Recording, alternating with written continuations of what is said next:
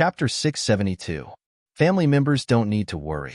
She only ingested a small amount of quinidine. It won't have too much of an effect on the pregnant woman and her child. That's fortunate. The doctor removed his white gloves and looked at Bai Lihua curiously. Logically speaking, something like quinidine shouldn't be available on the market.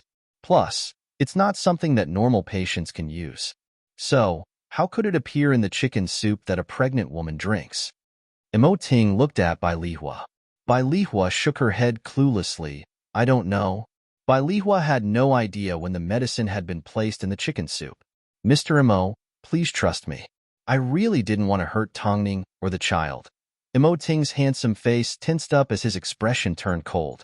But he still had a basic level of trust towards Bai Lihua.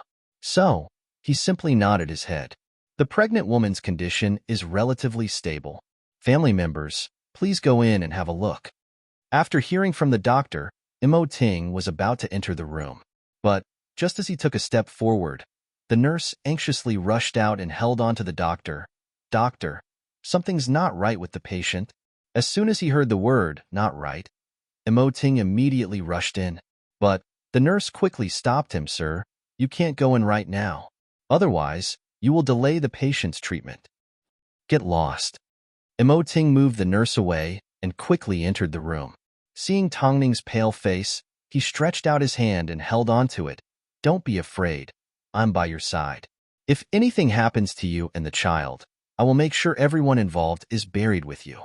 After that, I will go and accompany you. Even though they weren't on set and words like these were only suitable to be heard in books or ancient times, the medical staff did not dare to think that Emoting was lying. I'll be fine, Tongning said as she held onto Emoting's hand tightly. Perhaps due to the pain, Tongning's palms were covered in cold sweat. Nothing will happen to me, Ting, don't worry. Doctor, the pregnant woman is having contractions. We need to prepare for surgery immediately, the nurse reported to the doctor as she observed Tongning's condition.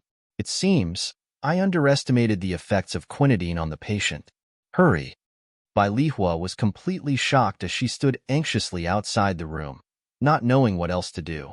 Meanwhile, Emoting had no choice but to be pushed out of the room as he watched Tongning being pushed into the delivery room. Emoting, although you didn't drug her, what about your responsibility to take care of her? Emoting's voice was extremely cold as his voice trembled. In his 33 years of life, he had never been so afraid, and he had never been so helpless. Bai Lihua was stunned for a moment before she lowered her head in self-blame. It's all my fault. Think about it carefully. Which part is the problem? Emoting did not continue to vent his anger on his own people, because, when it came to taking care of them, he obviously had a bigger responsibility. Soon, the doctor stepped out of the delivery room. Following closely behind was Tongning's bed. It was a false alarm. It was just a fake contraction. After the doctor said this, he let out a sigh of relief. I suggest that she stay in the hospital for 2 days and observe more. If something like that happens again, if the pregnant woman really wants to give birth prematurely, she can be treated in time. After hearing the doctor's words, Emoting looked back at Tongning in the hospital bed. His heart ached so much he felt numb. If he could stop the pregnancy, he would rather not have the child than let Tongning suffer so much. As soon as Bai Lihua heard that it was a fake contraction, she began to cry from exhaustion. Family, don't worry. The pregnant woman is currently in a stable condition. It shouldn't happen again for a while. In reality, the reason why the doctor said these words was to comfort Emoting. He could sense the ruthlessness and coldness emanating from this man. He was filled with a dangerous aura. Afterwards, Tongning was sent into the hospital room. Emoting removed his jacket and threw it to one side. He then sat on the edge of the bed and held onto Tongning's hand tightly. I think she's Tongning. Sure. Do you want to die? Can't you see how scary President Mo's gaze is? 2 nurses whispered as they passed by the door. At this time, Emoting finally recovered from his worry and pulled out his phone to give Lu Che a phone call. Investigate everyone that entered Hyatt Regency from yesterday to today. Don't let a single person escape. Even if they're a ghost, find them. In reality, Lu Che had no idea what was happening, President. I don't quite understand. Imo Ting held his forehead and calmed down for an entire minute. On the other side of the phone, Lu Che did not dare to hang up either. Come to the hospital first. As soon as Lu Che heard the word hospital, he could roughly guess that Imo Ting had abandoned the meeting and left. Only Tongning could make him forget everything around him. It didn't take long before Lu Che arrived at the hospital and found Tongning's room. After hearing about what happened from Antibai, Lu Che was extremely shocked. Someone was brave enough to break into a house and commit a crime. Bring me 2 sets of clothes. Also, bring me a person. Who is this person? It was none other than Hua Wenfeng. Apart from this, he couldn't think of a second possibility. Who else could sneak into his home without anyone noticing and was familiar with the drug quinidine? Normally, he would turn a blind eye because Tongning fought to deal with it and he doted on his woman. But it didn't mean that just because he didn't say anything, he allowed someone to do as they pleased. Hua Wenfeng had prepared for so long, but in Imo Ting's eyes, it was meaningless. That night, Lu Che arrived at Hyatt Regency and waited outside Hua Wenfeng and Father Mo's home for quite some time. As soon as Hua Wenfeng saw Lu Che, she pretended to be calm. Assistant Lu, I think you've come to the wrong place. Imo Ting's home is not here. Whether I've come to the wrong place or not, I'll ask Ms. Hua to come with me and you'll know, Lu Che said impolitely. The president wants to see you. Since when did Imo Ting become so rude to his own mother? Father Imo asked angrily. Did that woman teach you to do this? Lu Che knew that the 2 women were extremely shameless, so he gestured for the bodyguards to make a move. Hua Wenfeng's expression changed as she turned to look at Father Imo for help. But Lu Che held him back and said, to avoid harming the innocent, it's best that Professor Imo wait here. Wenfeng. Lu Che, bring the woman back here. Lu Che turned around, boarded his car, and drove off with Hua Wenfeng. Father Imo was naturally afraid that Hua Wenfeng would be put at a disadvantage, so he immediately drove off and followed. The hospital corridor was long and cold. The pungent smell of disinfectant filled the air. But it didn't take long before the sound of Hua Wenfeng's struggling could be heard. In order not to disturb Tongning, Imo Ting walked out of the hospital room and sat down on a chair. He then turned to look at Hua Wenfeng with a meaningful gaze. Seeing this, Hua Wenfeng began to tremble in fear. How did you drug her? Chapter 673. What medicine? Hua Wenfeng pretended not to know. Quinidine. Imo Ting spat out. These 3 words left Imo Ting's mouth.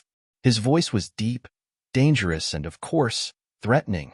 Although Hua Wenfeng was frightened by Imo Ting's reaction, she forced herself to remain calm and denied. I have no idea what you are talking about. Imo Ting, is this how you treat your mother? Let's put my mother aside for now. Let me ask you, do you know about quinidine? Hua Wenfeng was forced to look into Imo Ting's eyes. She was so frightened by his murderous gaze that she did not dare to move an inch. In reality, there was already a voice in her heart telling her that if she continued to hold on, she would be chopped into pieces. But there was no way she was going to admit it. I study biology. Of course I know about quinidine. Imo Ting, what do you mean by asking this? Were you the one who started the fire this afternoon? What fire? What are you talking about? Imo Ting, you must at least tell me why you were treating me this way. Hua Wenfeng guessed, but Imo Ting did not have any evidence. So, she calmed down and her tone became more confident. Why are you wearing flat shoes? Imo Ting looked down at Hua Wenfeng's feet with a mocking gaze as he changed the topic. Because it's comfortable, Hua Wenfeng replied straightforwardly. You're covered in mud because you've been in the garden. In that case, all I need to do is look for muddy spots in the house and I'll be able to find footprints, Imo Ting deduced. I'm guessing, even until the day you die, you won't admit to it. I've never been to the garden. Did I say it was the back garden? Imo Ting immediately grasped the main point in Hua Wenfeng's words. I can't explain it to you. I'm currently in your hands, so you can do whatever you want. Hua Wenfeng knew that the more she said, the more mistakes she would make. She also understood that Imo Ting was a very cautious person, so she purposely kept her mouth shut. She refused to believe that Imo Ting could actually find her footprints in the house. It didn't take long before Father Imo arrived at the hospital. Seeing Hua Wenfeng in front of Emoting, he immediately ran over and gestured for the bodyguards to let go. Emoting, are you crazy? Emoting couldn't be bothered talking to Father Emo, so he simply raised his chin at Lu Che. Lu Che then walked over and pulled Father Emo away. Emoting, are you a beast? What are you going to do to your parents? What are you going to do to me?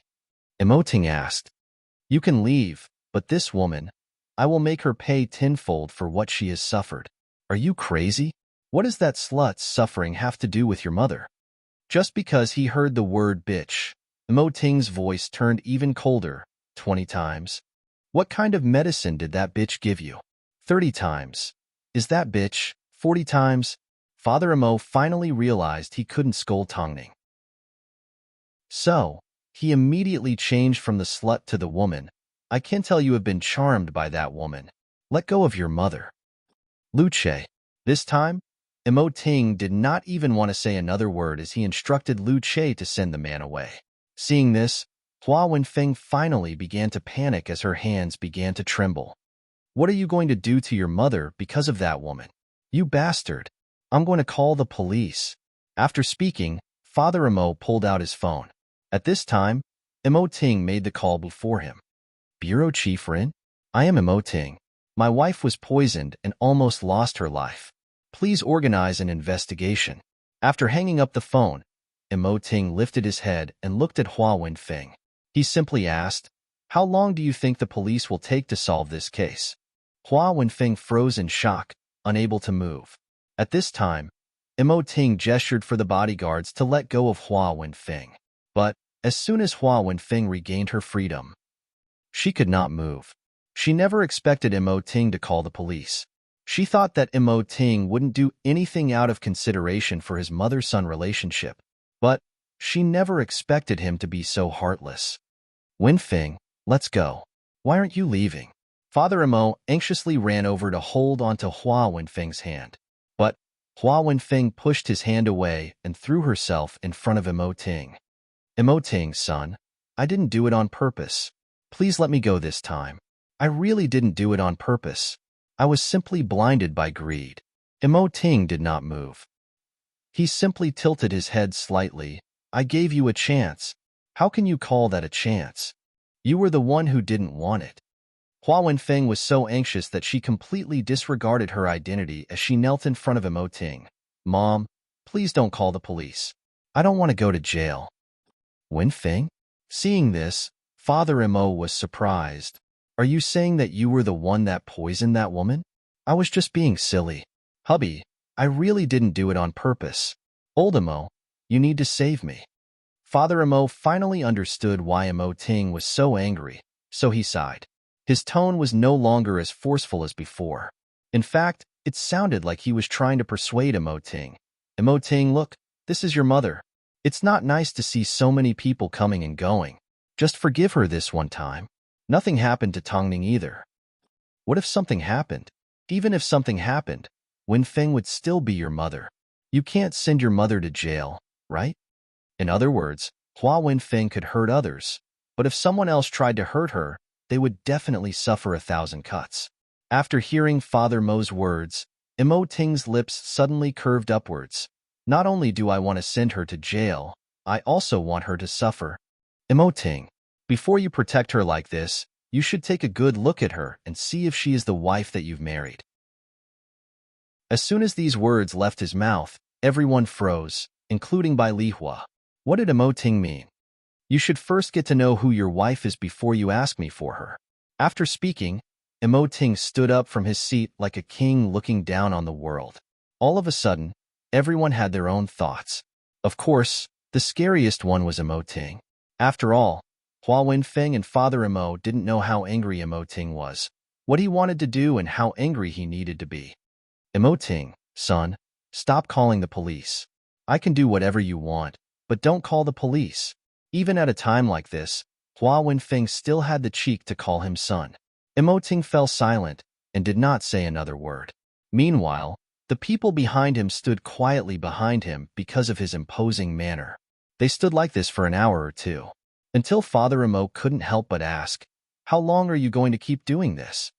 Until my wife wakes up, Ting replied coldly. Don't you think you should give her an explanation? Ting, is that woman the most important thing in your heart? Ting laughed in ridicule. He felt that Father Mo's question was a little childish. It's not the first time I've disregarded my family. Chapter 674. While Ting and Father Imo were arguing, Hua Wenfeng took the opportunity to slowly retreat. While no one was paying attention, she took off her shoes and secretly threw them into the bin. But Ting did not give her the chance. What are you trying to do? The bodyguard grabbed onto Hua Wenfeng and snatched the shoes out of her hands. Slander. This is all slander, Ting. This was obviously done by your bodyguard. How dare you try to slander me? I didn't do anything. I am innocent. Everyone was shocked by Hua Wenfeng's actions. She was so sincere in her apology that they thought she had realized the consequences of her actions. Who would have thought she was simply playing another trick? Previously, Ting had ripped off her shoes because she was careless. Now that her shoes had someone else's fingerprints on them, they could no longer be used as evidence. As for the other places in the house where Hua Wenfeng's fingerprints were found, she could easily deny that they were left behind while she was living here. The bodyguard was dumbfounded. He never expected Hua Wenfeng to be so disgusting. Ting watched coldly as Hua Wenfeng put on an act. He simply grabbed onto her shirt and said in a low but dangerous voice, "You are disturbing Tongning. If you make another sound, I will make sure you will never be able to speak again." Father Imo immediately ran over and separated the couple. He then shielded Hua Wenfeng behind him. But, compared to his previous intense reaction, he was a lot calmer. He had personally witnessed Hua Wenfeng admit her mistakes and deny everything. This was completely different from the wife in his heart. She was like a stranger to him, like he didn't know her at all. "Hubby, Ting is trying to frame me and his mother." "Shut up, you're making too much noise." Bai Lihua, who had been standing at the back, couldn't stand Hua Wenfeng's drama anymore. So, she stepped out and said, "I never believed that someone like you existed in this world. But, after seeing you today, I suddenly feel like I was blind. This is the Imo family's business. What does it have to do with you?" Father Imo asked impatiently as he tilted his head. "Imo Xiaoyuan, you are a good-for-nothing." Father Imo couldn't stand it anymore as he raised his hand at Bai Lihua. As soon as Bai Lihua saw this, although she was wearing a mask, the ridicule in her eyes could not be concealed. To say that you are useless is an understatement. You are simply blind. Father Imo did not make a move, but Hua Wenfeng directly removed Bai Lihua's mask. Seeing Bai Lihua's festering face, she laughed. "Isn't this just an ugly monster?" Ting did not participate in the argument. He directly entered Tongning's room because she had already woken up. So, the reason why he left the bodyguards behind was to protect Bai Lihua and not let her suffer. Bai Lihua covered her exposed face and glared at Hua Wenfeng. "This is all because of you." Hearing this, Hua Wenfeng was stunned. "What do you mean?" "The explosion at the Research Institute 19 years ago, that big fire. You've changed my identity, so you're a fake." Hua Wenfeng was shocked. She never expected that Bai Lihua was still alive. In fact, she even returned alive to testify against her. Afterwards, Hua Wenfeng hid behind Father Imo. "Old Imo, this woman must be crazy. I don't understand a single word she's saying." "Ugly monster, is there something wrong with your brain? How dare you slander my wife? How could I not recognize my own wife?" Father Imo scoffed. "Or, have you been bribed by that actress? Have you become addicted to acting?" Seeing that Father Imo was still protecting Hua Wenfeng, Bai Lihua couldn't help but sneer. "That summer when we first met, we agreed to go on a holiday in France. But, just as we boarded the plane, you were called away by a phone call. At that time, I told you, it seems, we are not fated to be together." After hearing this, Father Mo's heart felt like it was pounding. "On the night of our wedding, I told you that I wasn't in a rush to have a child. You told me that it was fine and that I had already thought of a name. The boy will be called Ting, and the girl will be called Xian." Bai Lihua recounted the events of the past in an attempt to refresh Father Mo's memory. "Did the slut behind you tell you about this?" All she could say was that the fire was too strong. so she suffered from side effects and lost her memory. Father Imo looked at Bai Lihua in detail. No wonder he felt a strange sense of familiarity. But that's impossible. Even if you know these details, you can't pretend to be my wife. Even if her face turned to dust, I would still recognize her. Bai Lihua did not argue, nor did she have any expectations towards Father Imo. She had already given up on him. You will pay a heavy price for what you said to me today. As for the slut behind you, she will definitely die a horrible death. Don't try to scare us. Do you think you can pretend to be me with that face of yours? Why don't you take a piss and look at yourself in the mirror? After waking up for a while, Tongning's mind was a lot clearer. Hearing the argument outside the door, she immediately asked Imo Ting, "Why is it so noisy outside?" Imo Ting hugged her and explained everything that had just happened. After hearing it, Tongning didn't know whether to laugh or cry. This Hua Wenfeng is indeed cunning. I'll save it for you. His meaning was simple. She could do whatever she wanted to do to her. Let's put my matter aside for now. You need to help me reclaim my mother's identity, Tongning said quietly. Perhaps because she had suffered a little, her body felt weak and her lips were dry. In reality, Tongning's intention was to first expose Hua Wenfeng's identity, tear off her mask, and let her decide what to do with her. Putting her matter aside for now was simply changing the order. This time, Tongning had almost suffered a miscarriage and hurt her child. Compared to the incident with Tang Xian, it was even more unforgivable. Since Tongning had crossed her bottom line, she was going to pay the price. She was going to take everything that belonged to Hua Wenfeng. Are you feeling better? Seeing that Tongning was still listless, Imo Ting felt extremely guilty. If something really happened to you and the child, I wouldn't know what I could have done. I'm fine, Tongning quickly explained. I'm really fine. The child will be fine too. Imo Ting did not say a word. He simply hugged Tongning tightly as his heart was filled with complex emotions. After quite some time, he finally said, "If I had known that giving birth to a child would cause you so much pain, I would have rather not had one." What nonsense are you saying? This is a stage that every woman goes through. I am already luckier than other women because you have always been by my side. Sometimes, I feel like you have it even harder than I have. After speaking, Tongning patted the spot beside her and gestured for Imo Ting to lie down. You are obviously so dazzling. I am already satisfied. Let's talk about what happened outside tomorrow. For now, keep me company and get some rest. You are very tired. Chapter 675. However, before Bai Lihua could make a move, Hua Wenfeng had already revealed the truth. She called it the biggest joke in the world. It was already the 21st century, yet there were still people that dared to claim to be Tongning's mother. Hua Wenfeng called the reporters to make a scene. First, she admitted that she was wrong in the past, and that she shouldn't have targeted Tongning. Afterwards, she revealed the real message that she wanted to convey to the reporters. Someone actually dared to say that she was a fake and that she wasn't Imo Ting's mother. Instead, Imo Ting's mother was someone else. I can't believe someone dared to say something that can be proven with just a DNA test. I'm so shocked. I have no choice. I have to expose people like this. So, Hua Wenfeng posted photos of Bai Lihua all over the internet. The public originally thought that the Imo family wouldn't have any more news to dig out. After all, they had Tongning, who was a master at handling matters. But now that a fake and real mother had appeared, the netizens were in for a good show.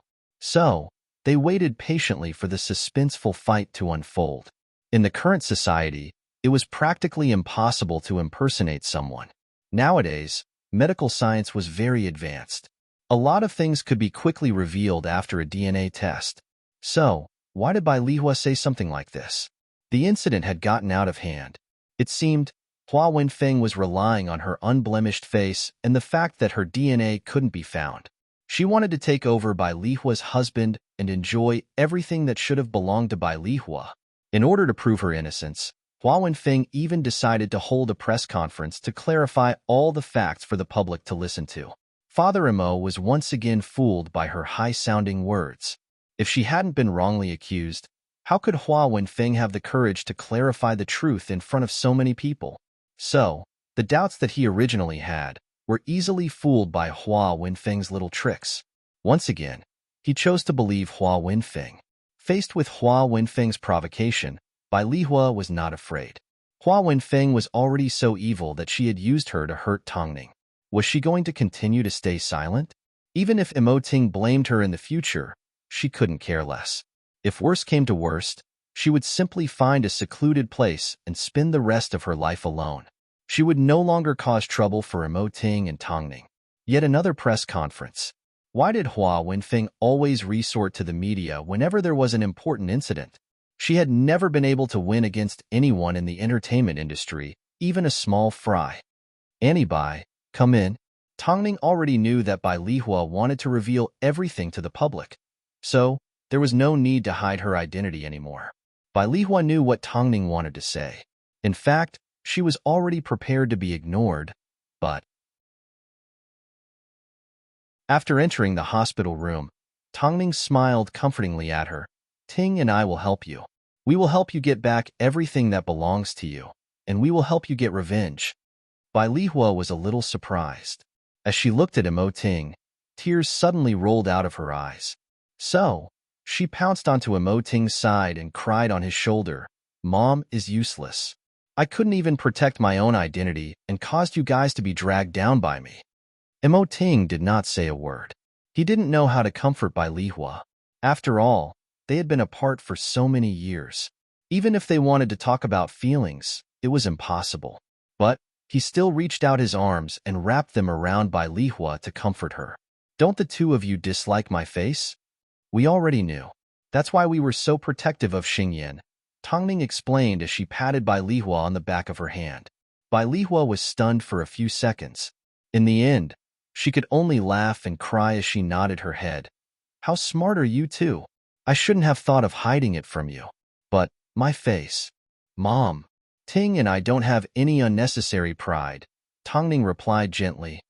"Don't worry, okay? Don't worry. Mom will definitely take back everything that belongs to me." But Hua Wenfeng wasn't someone that was easy to deal with. As soon as Qin Xingyan, who was filming in the woods, saw the news, she immediately jumped out of her seat. No wonder everyone looked at her in a strange way. It turned out, someone had come right up to her doorstep to bully her. She couldn't figure out what the truth was, but she couldn't let her mother be bullied. So, she directly asked for a day off from work. "Director, you've seen it for yourself. But you are the female lead. It's bad enough that you always make NGs, but this time, you even asked for a day off. Even if I wanted to make an exception, I couldn't find an excuse. Plus, what use would you be if you went back?" The director asked awkwardly.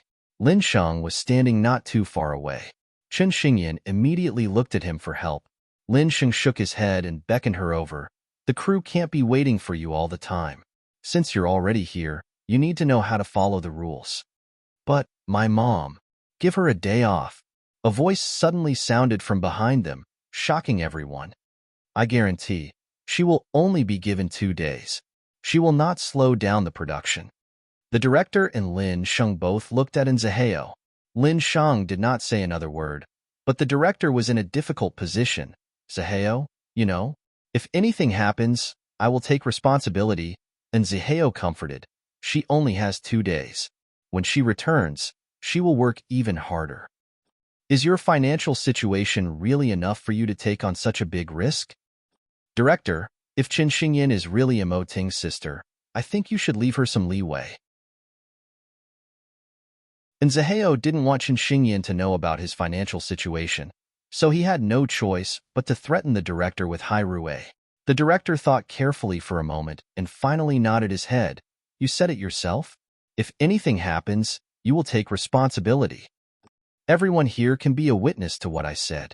After speaking, and Zaheo gestured to Qin Xingyan. "Aren't you going to get changed?"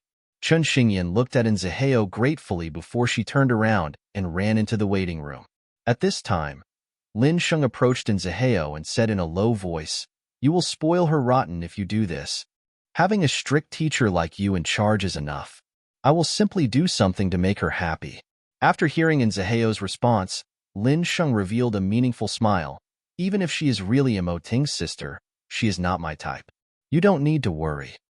I have confidence in you, but I don't have confidence in her. And Zaheo replied coldly, after all, she doesn't have a brain and has no morals. Lin Sheng laughed silently without saying another word. Chen Xingyan was full of problems, but he couldn't bring himself to hate her. In fact, he wanted to dote on her like a sister. This was probably what they called fate. As for having a brother-in-law like in Zaheo, he was more than happy to have him. But, it seemed, the little brat had yet to be enlightened.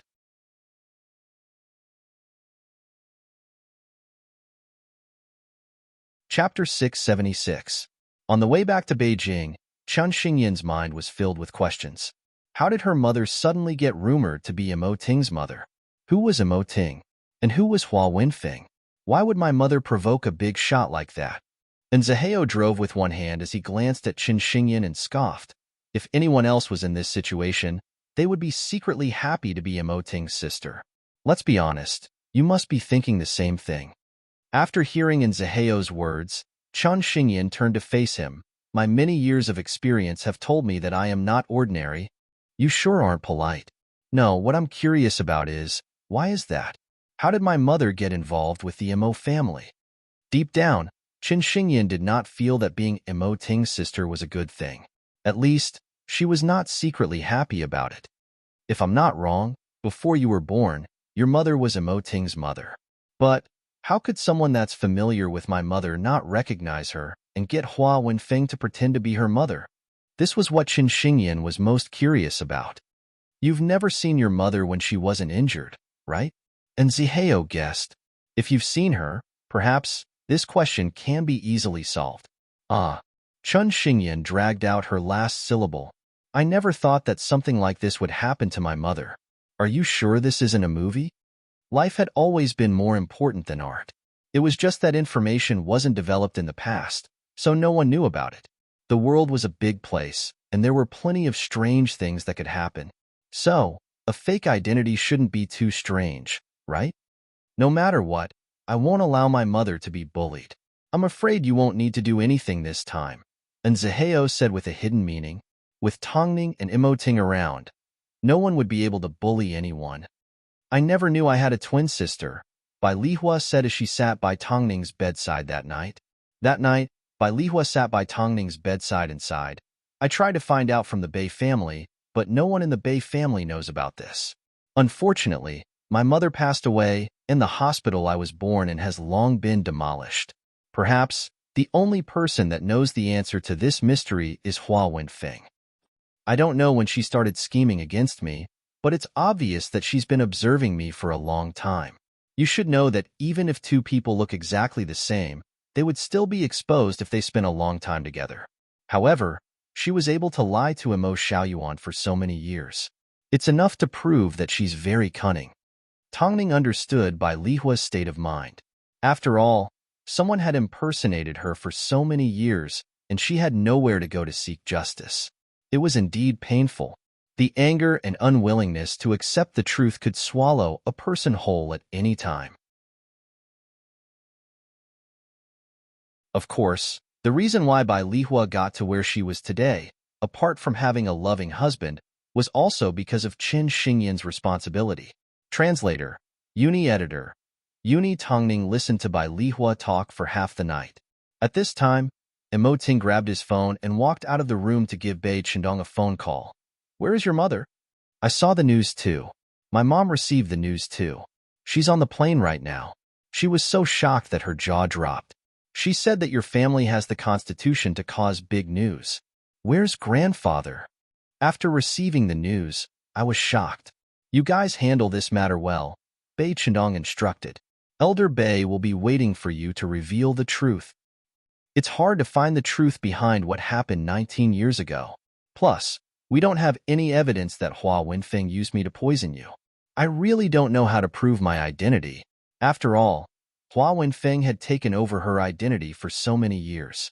So, everything had been changed by her. Her name had been changed and her personality had been changed. So, it was extremely easy for Hua Wenfeng to impersonate Bai Lihua with a simple excuse of amnesia. After hearing Bai Lihua's words, Tongning gently patted her on the back of her hand and comforted. Mom, it's possible to find out the difference between identical twins, but the amount of work required is too large and the chances are slim. Tongning smiled meaningfully. Hua Wenfeng is indeed cunning, but I like cunning people to fall into my trap. In reality, Bai Lihua's emotions were complicated. In the past, she was filled with hatred, but after having Qin Xingyan, she wanted to live a peaceful life. So, when she came into contact with Emoting and Tongning again, her hatred was unearthed. But she had never been good at attacking people's hearts. At least, when compared to Hua Wenfeng, she had no chance of winning. After all, Bai Lihua had lost her appearance. This was the biggest blow to her confidence. She had crawled out from a pile of corpses, so much so that a layer of her skin had been scraped off. Tongning thought to herself, let's see how far Emoting wants to go. The news spread like wildfire. After all, it was a new piece of news and it happened in the entertainment industry. The reporters were already crying piteously and couldn't wait for the press conference to start. At the same time, Hua Wenfeng was extremely confident. She was well aware of the power of genes. Plus, Bai Lihua had nothing. Most importantly, she didn't even have a recognizable face. All she had was festering scars. If she hadn't thought things through back then, Bai Lihua would have already pushed her away. After painstakingly planning for so many years, how could she allow Bai Lihua to return to her original position so easily? Wenfeng, don't be afraid. We have a DNA test in our hands. You don't need to be afraid. Old Emo, you treat me the best. Hua Wenfeng's biggest pillar of support was Father Emo. As long as Father Emo still trusted her, her position as Madame Emo would remain stable. I will always stand by your side. Father Emo had completely forgotten about the past that Bai Lihua had mentioned in front of him. In his heart, the woman in front of him was truly his wife. Don't worry, I will definitely seek justice for myself. Justice? What was justice? As Qin Xingyan entered the hospital, she did not care about the change in her identity. She simply wanted to know that her mother was fine. As soon as Bai Lihua saw Qin Xingyan, she looked relieved. Mom is fine. You didn't need to come all the way here. What are you talking about? If I'm not by your side, who is going to protect you? Do you think the bodyguards outside are as good as me? Qin Xingyan rubbed her nose in dissatisfaction. Whether it's a fight or an argument, I've never been afraid. And Zaheo felt helpless towards Qin Xingyan. He was afraid that she would act rashly and ruin the image that he had worked so hard to clear. You should take care of yourself first. After all, you are still a famous person. Qin Xingyan turned around and pointed her middle finger at Zaheo. Regardless of everything else, the people that needed to appear had already appeared. It was time. It was time for Hua Wenfeng to repay what she and Bai Lihua owed in one fell swoop.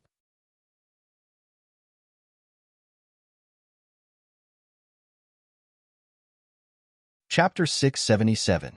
Not only did the news of a rich family and a fake identity appear on the entertainment news, it even made its way onto the social news, causing everyone to discuss it enthusiastically. How could an identity be so easily impersonated?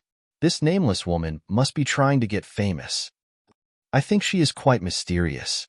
I'm not sure if you guys remember, but when Hua Wenfeng said that Tongning had injured her, an old friend appeared and said that she would take back what was rightfully mine. Right?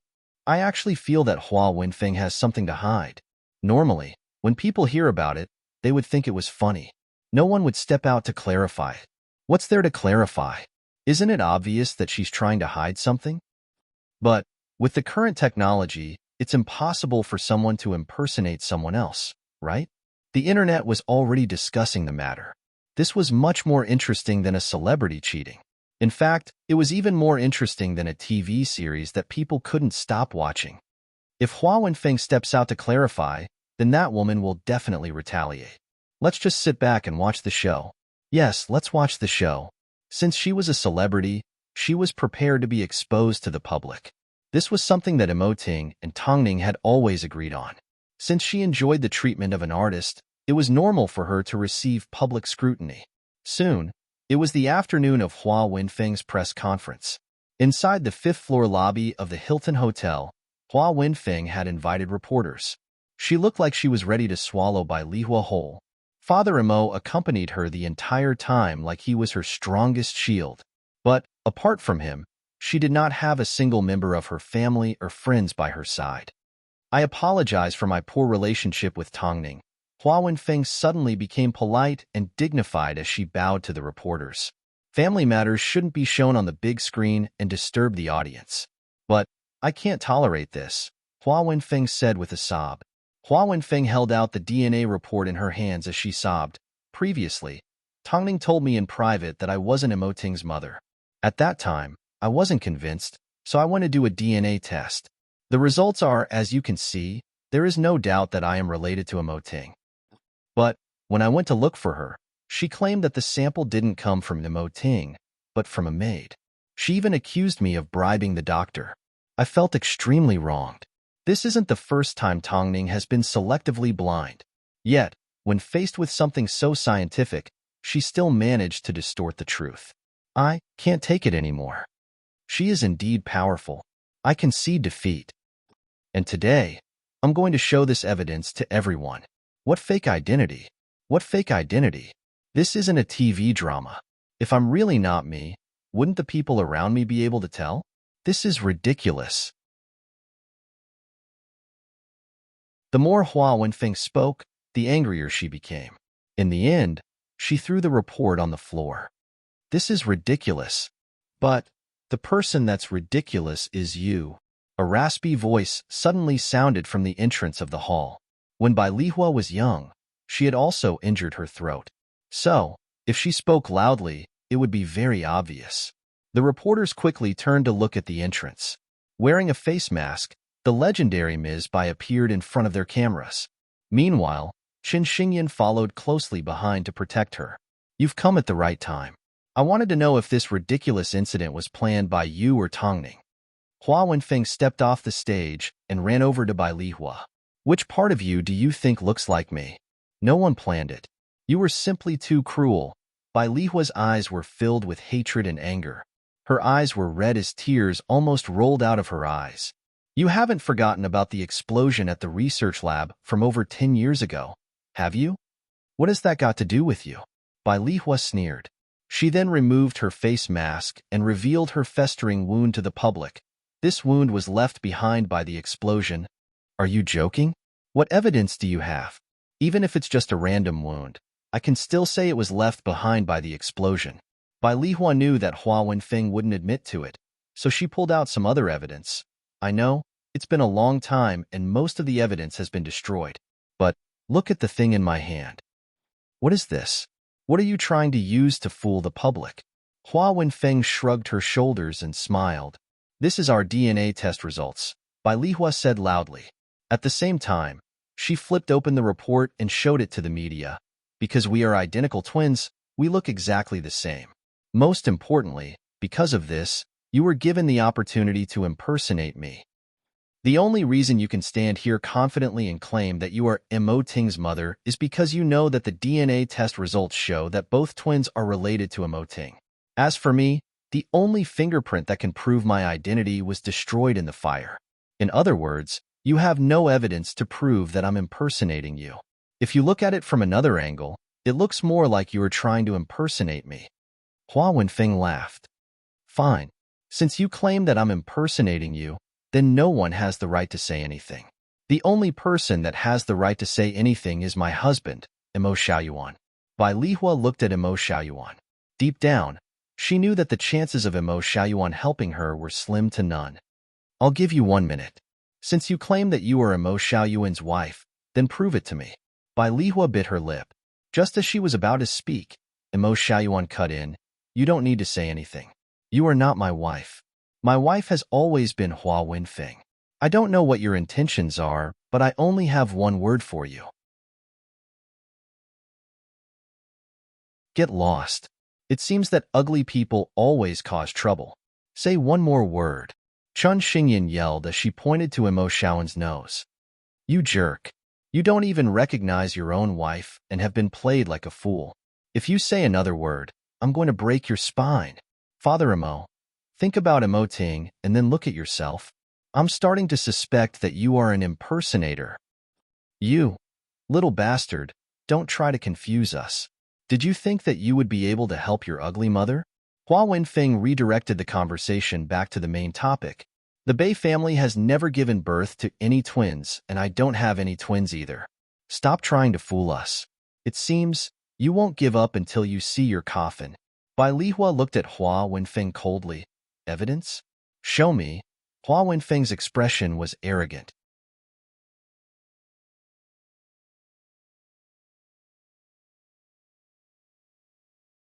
Chapter 678. You want evidence, right? A familiar voice once again sounded from the doorway. Soon, the shocked voices of the reporters could be heard. It's Tongning. It's actually Tongning. Tongning is here. But why is Tongning sitting in a wheelchair? No one expected that Tongning would personally make an appearance. But the most surprising thing was, Tongning appeared in a wheelchair. Seeing Tongning appear, Hua Wenfeng subconsciously furrowed her brows. She knew what it meant. As long as Tongning appeared, it meant that Bai Lihua would not lose this battle. Impossible. Hua Wenfeng clenched her fists. Bai Lihua couldn't produce any evidence to prove her identity. All she had to do was grit her teeth and endure. So, she struck first as she pointed to Tongning's nose. It's all because of you, you evil woman. Did you think you could defeat me with a series of schemes? Tongning was not Bai Lihua. Her expression was calm and collected. In fact, she looked like she was waiting to see Hua Wenfeng perform. Ms. Hua, you have overestimated yourself. Please don't add to the drama, Tongning said calmly. I really don't have the time to frame you. Then, why did you find someone to pretend to be me? Hua Wenfeng, I've told you before, this world is based on the cycle of cause and effect. As long as someone has done something bad, they will definitely leave behind a flaw. After speaking, Tongning gestured for Long Jie to show her evidence. You want evidence, right? In that case, I'll give it to you right now. Hua Wenfeng glanced at the evidence in Tongning's hands and laughed in disdain. What kind of evidence is that? I also have some. This DNA test was commissioned by the most authoritative organization. Did you think that identical twins wouldn't be able to identify Ting's mother? You're wrong. At most, it would take a bit of time and a bit of money. But after spending an entire month working day and night, the staff from the forensics department finally discovered the subtle differences in your DNA. In fact, they even found over 20 places whereby Lihua and Mo Ting's DNA were the same. As for the DNA sequences, you weren't involved. You say I'm selectively blind. What about you? At the same time, Tongning turned to Long Jie and said, Hai Rui will soon release an accurate comparison. If you don't believe me, you can give the Beijing Appraisal Center a call. This is an appraisal from the country. It can't be wrong. I used to study medicine, so I can understand this picture. In the same scene, Ms. Bai and President Mo are the same, but Hua Wenfeng is completely different. If this happens a few times, it will be obvious who the real mother is. This is solid evidence. Ironclad evidence. Hearing this, Hua Wenfeng's expression changed. She snatched the DNA test from Tongning's hands and looked at it. Seeing the clear markings on the test, Hua Wenfeng looked at Tongning in shock. Even though she already believed it and her lips were trembling, Hua Wenfeng still yelled at Tongning, This is impossible. Tongning, stop trying to confuse us with fake evidence. Whether they are trying to confuse the public or not, the media will naturally be able to tell. Tongning continued to play the game. That's right. Do you take us for fools? They are the most authoritative organization. A reporter interrupted. I never expected this. I originally thought this was impossible. I never expected the plot to turn around like this. Bai Lihua is actually Mrs. Mo, but what exactly is going on? Tongning, can you tell us the truth in detail? Hua Wenfeng noticed that the media's attitude had changed, so she quickly tried to stop Tongning. Tongning, how did I offend you? Why would you frame me like this? Tongning ignored Hua Wenfeng's roar as she turned to the media and looked at Bai Lihua with pity. I don't think I have the right to speak on this matter. Only Madame Bai Lihua can give you all the answers. You're all lying. You're all lying. Hua Wenfeng tried to stop Bai Lihua from going on stage, but Chun Xingyan pushed her away. Afterwards, Bai Lihua slowly walked to the front of the stage and looked at the audience. It was as if she had experienced the vicissitudes of life. 19 years ago, at noon, I was having lunch in the laboratory when there was a sudden explosion that sent me flying. When I woke up, I was already on the way to the hospital. The person who saved me told me that he found me in a remote mountain in the United States. I was covered in blood. I lay in the hospital for 8 months and received treatment for 8 months. But by the time I left the hospital, the research lab had already moved and my identity had been taken by someone that looked exactly like me. I didn't know who she was and I didn't know what her motive was. She and my husband loved each other. She called out my name and took everything that belonged to me. But because of my disfigurement, I couldn't appear in front of the public and I couldn't retrieve my identity. Eventually, I accepted the person that saved me and gave birth to an adorable daughter. I originally thought it was God's plan, but I never expected that Hua Wenfeng would use my identity to hurt my son and daughter-in-law. I can't accept this. What right does she have? She's just an impersonator. What right does she have? That's why I'm standing here today. Even if my face is disfigured, I will retrieve my identity and everything that belongs to me. I am the daughter of the Bei family and Imo Ting's mother. What is she? She is an impersonator. You're lying. Hua Wenfeng immediately retorted. You're the liar. You're trying to steal my husband and everything that belongs to me. I'm not interested in your husband. I just want my son and daughter-in-law to be safe, Bai Lihua said angrily. Since I'm already standing here today, I know that I can't make a rash decision without evidence. But you all seem to be curious as to why Tongning appeared in a wheelchair. In that case, let me tell you the answer. Someone spiked Tongning's chicken soup with quinidine and almost caused her to have a miscarriage. Bai Lihua, don't forget that you were the one that prepared Tongning's meals. Hua Wenfeng said coldly. Are you trying to frame me? No way.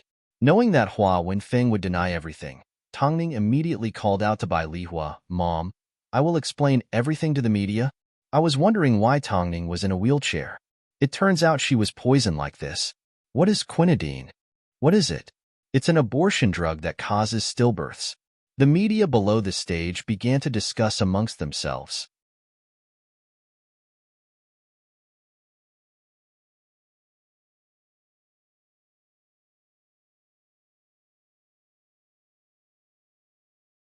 What you're saying is also possible for Bai Lihua. Hua Wenfeng immediately pulled Bai Lihua into the room. How would I know if the two of you teamed up to frame me? Do you think, with all the crimes you've committed, will people believe you or us? Tongning looked at the media expectantly. In order to promote justice, the media naturally stood on the victim's side, whether it was Bai Lihua or Tongning. If it was according to my personality before I got pregnant, you would have been torn apart 10 times already. I would never allow you to lie here and make up the truth. What right does a person that is fake and would kill others for the sake of riches and glory have to speak?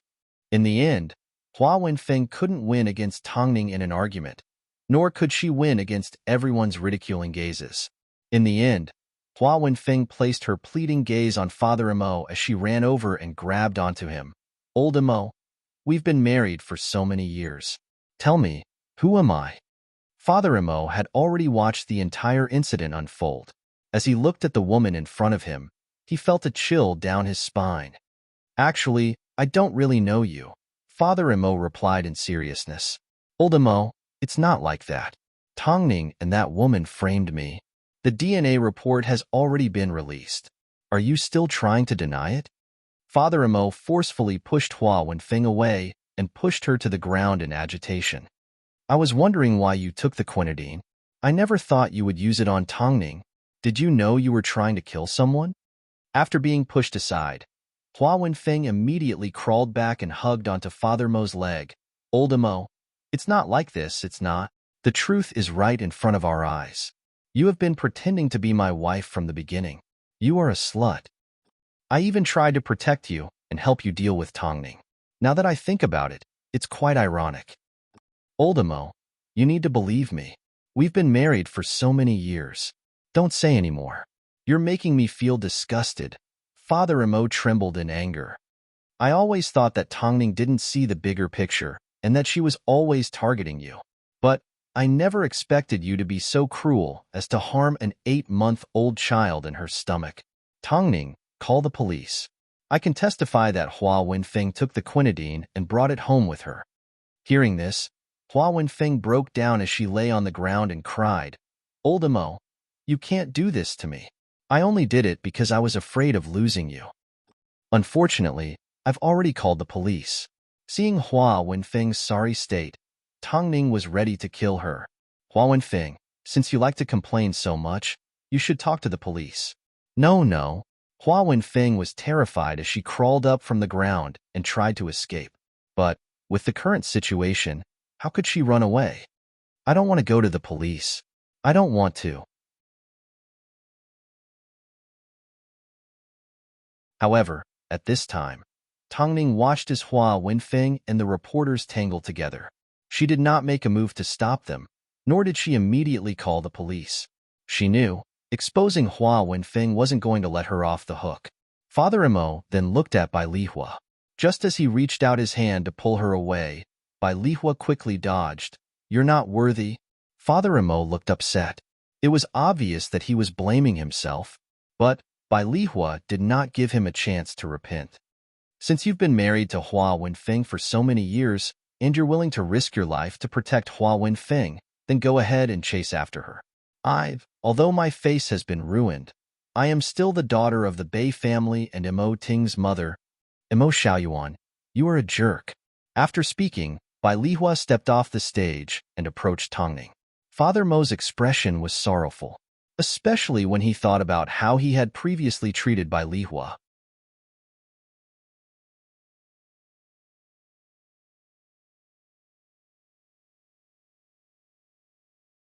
Chapter 680. But, who would have thought, the woman that had accompanied him for 19 years turned out to be an impostor. Meanwhile, his real wife had crawled out of the grave, enduring the most terrifying torture in the world. Everything had been taken away from her. Thinking of this, Father Mo's heart began to ache. He knew he had lost the right to face Bai Lihua. Hua Wenfeng was surrounded by reporters and had no way of escaping. Meanwhile, Tongning and the others left the Hilton Hotel under the protection of Qin Xingyan and the other bodyguards.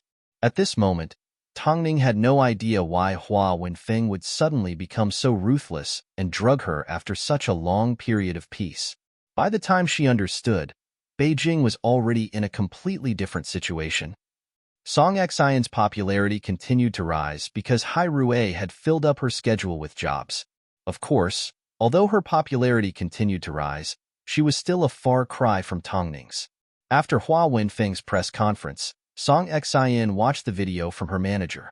She leaned back in her seat and clicked her tongue. I never thought that Hua Wenfeng would be KO'd so quickly. I thought she would be able to hold on for a little longer. How useless. What should we do now? This incident did not cause any harm to Tongning. Song Xian's manager put away the video and secretly glanced at Song Xian. Are we still going to continue fighting?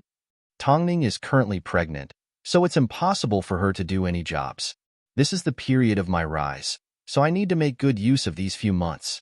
I want to wait until she announces her comeback. By that time, Tongning's era will have completely turned over.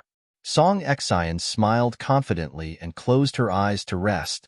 Let's continue to observe her. She is out in the open, and we are in the dark. How could we not find an opportunity? By the way, to prevent Hua Wenfeng from recognizing you, don't follow me around for a while. Or, make some changes to yourself. Song Xian's manager nodded her head and placed the electronic device to one side. But, just because Song Xian didn't make a move, did it mean Tongning wouldn't find out? Not necessarily. After the press conference, the trio returned to Hyatt Regency.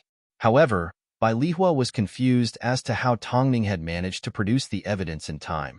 What was the DNA comparison all about?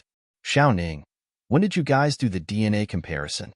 With the help of Qin Xingyan, Tongning sat down on the sofa with a confident smile on her face. I tricked her. The information was compiled from information online. Bai Lihua froze for a moment. She didn't know whether to laugh or cry. What if the media calls the National Appraisal Center in Beijing? I simply said it came from a Beijing appraisal center. I didn't say which one. Everything else is just the media's speculation. It has nothing to do with me. After hearing Tong Ning's words, Bai Lihua felt helpless.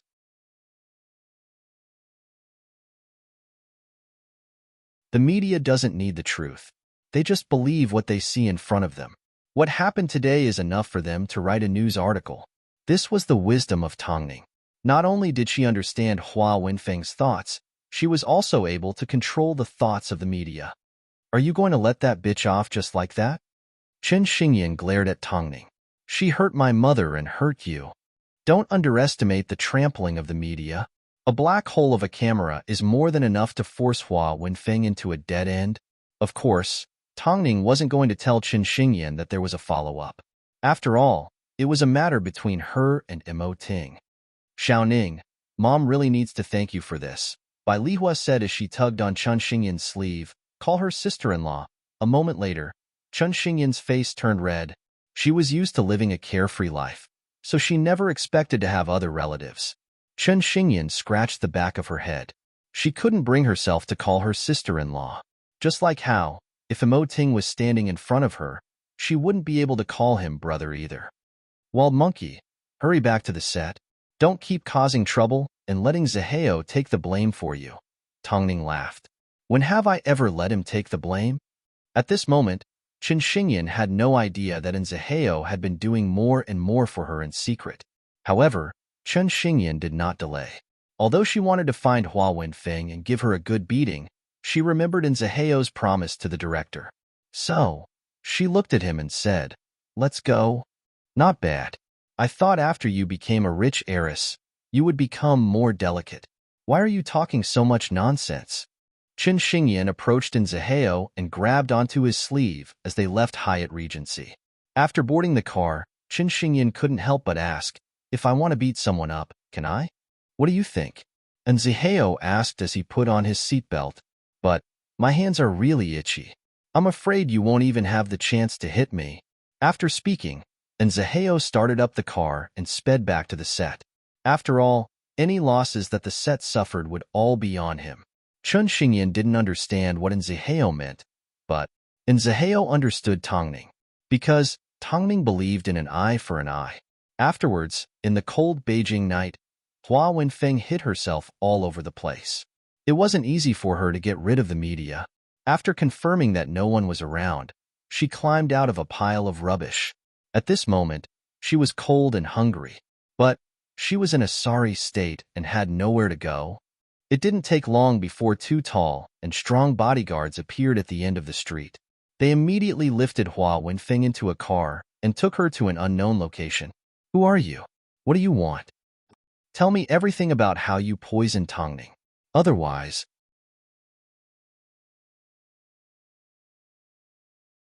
I will make sure you live in darkness for the rest of your life." Hua Wenfeng looked at the bodyguards and guessed that they were Tong Ning's people. So, she began to tremble as she hugged herself. "Don't hurt me. As long as you tell me the truth." Hua Wenfeng had no way of escaping, but she was afraid that the bodyguards would use force on her. So, she explained how she hurt Tong Ning from beginning to end. Following the information that Hua Wenfeng provided, Tong Ning successfully found the bottle of quinidine. It turned out, the woman had mixed it in with the condiments in the kitchen. If she didn't admit it herself, who would have guessed? What a cunning woman. Of course, under the interrogation of the bodyguards, Hua Wenfeng revealed a lot of things that she shouldn't have. For example, why she poisoned Tong Ning. It was a short-haired woman. She claimed that she heard that Tong Ning wanted to take my organs to save her child, so I had no choice but to make a move on her. Tong Ning asked the bodyguards to ask for the woman's name and asked them to prepare a photo. But even after looking through all the staff at Hai Rue, Hua Wenfeng could not recognize the woman. She could describe the woman, but Hai Rue did not have anyone who could. But there was one answer that was unquestionable, and that was, Hua Wenfeng did this to her because someone was trying to sow discord.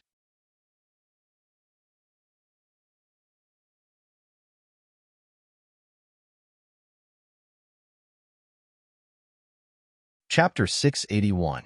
The bodyguards even took Hua Wenfeng to Hai Rue to identify everyone.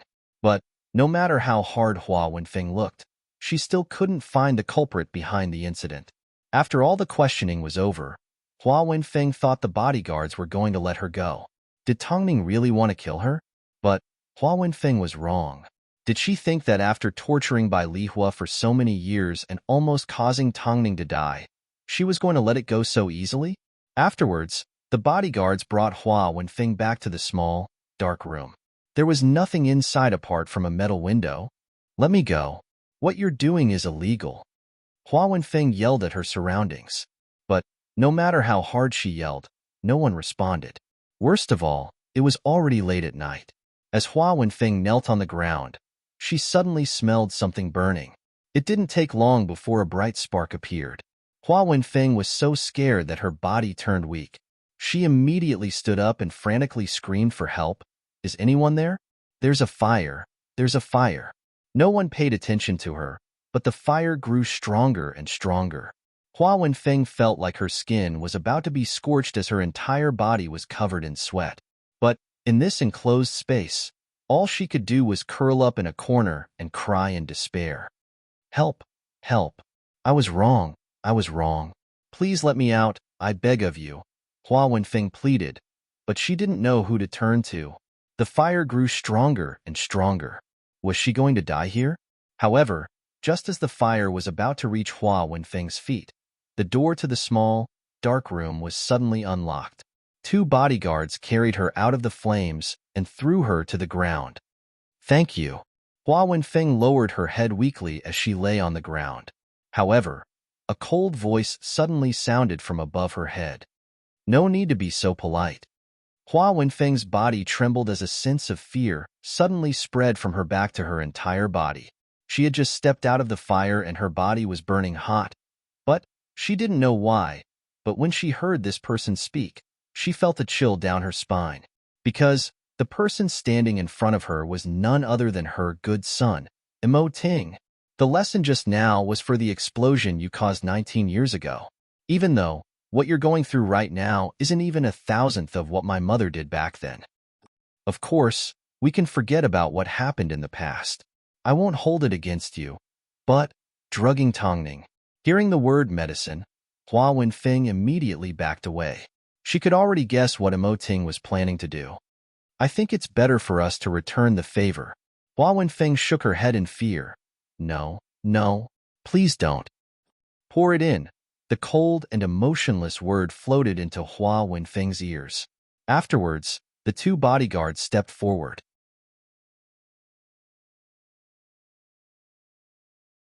One held onto Hua Wenfeng while the other held onto her lower body.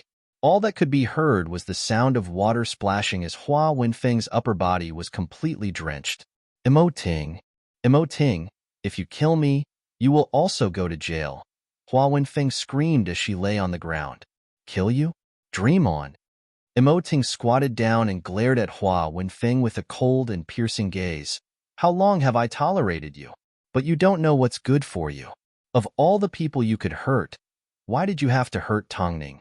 After speaking, Imo Ting stood up and brushed off the dust on his body. "Don't worry, I run an entertainment agency, not a mafia. So, I won't do anything to you. But a joke like today, before you turn yourself in at the police station, we can play any time we want. I would like to see if you are willing to endure my torture or go to jail." After speaking, Imo Ting turned around. "Let her go in a moment. Tomorrow, we will play a more fun game." The bodyguards had actually worked for Mo Ting for quite some time, but it was rare for them to see him so angry. After all, Hua Wenfeng had hurt the person that he cared about the most. So, they did not dare to disobey Imo Ting's orders. Hua Wenfeng felt like she was better off dead, especially when she thought about how she was burned and drugged. She wanted to smash her head against the wall so she wouldn't have to endure Imo Ting's torture any longer. "Ms. Hua, we suggest that you turn yourself in. That way, you may be able to endure less torture." "Imo Ting, you are indeed ruthless." In reality, no one had ever seen such a ruthless side to Imo Ting, even though he had told everyone from the beginning that he was never kind. Of course, it all depended on how Hua Wenfeng forced him. That night, Tongning had no idea that Imo Ting had left her side in the middle of the night. All she knew was, the next morning, She received news that Hua Wenfeng had turned herself in at the police station. Turned herself in. Was this something that Hua Wenfeng would do? Did she suddenly realize what was going on?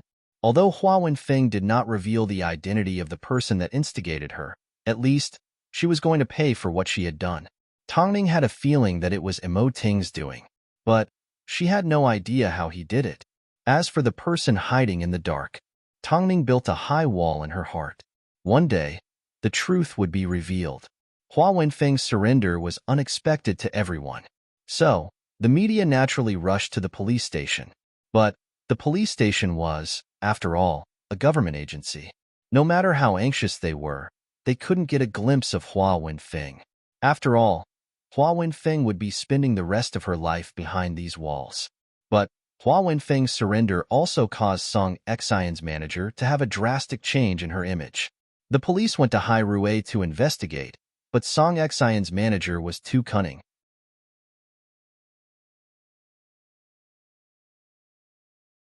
She remained calm throughout the entire process, so it didn't take long for her to clear her name.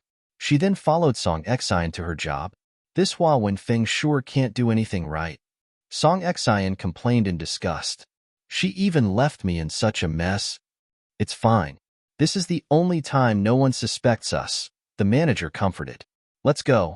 The interview is about to start. Don't get angry over someone like this.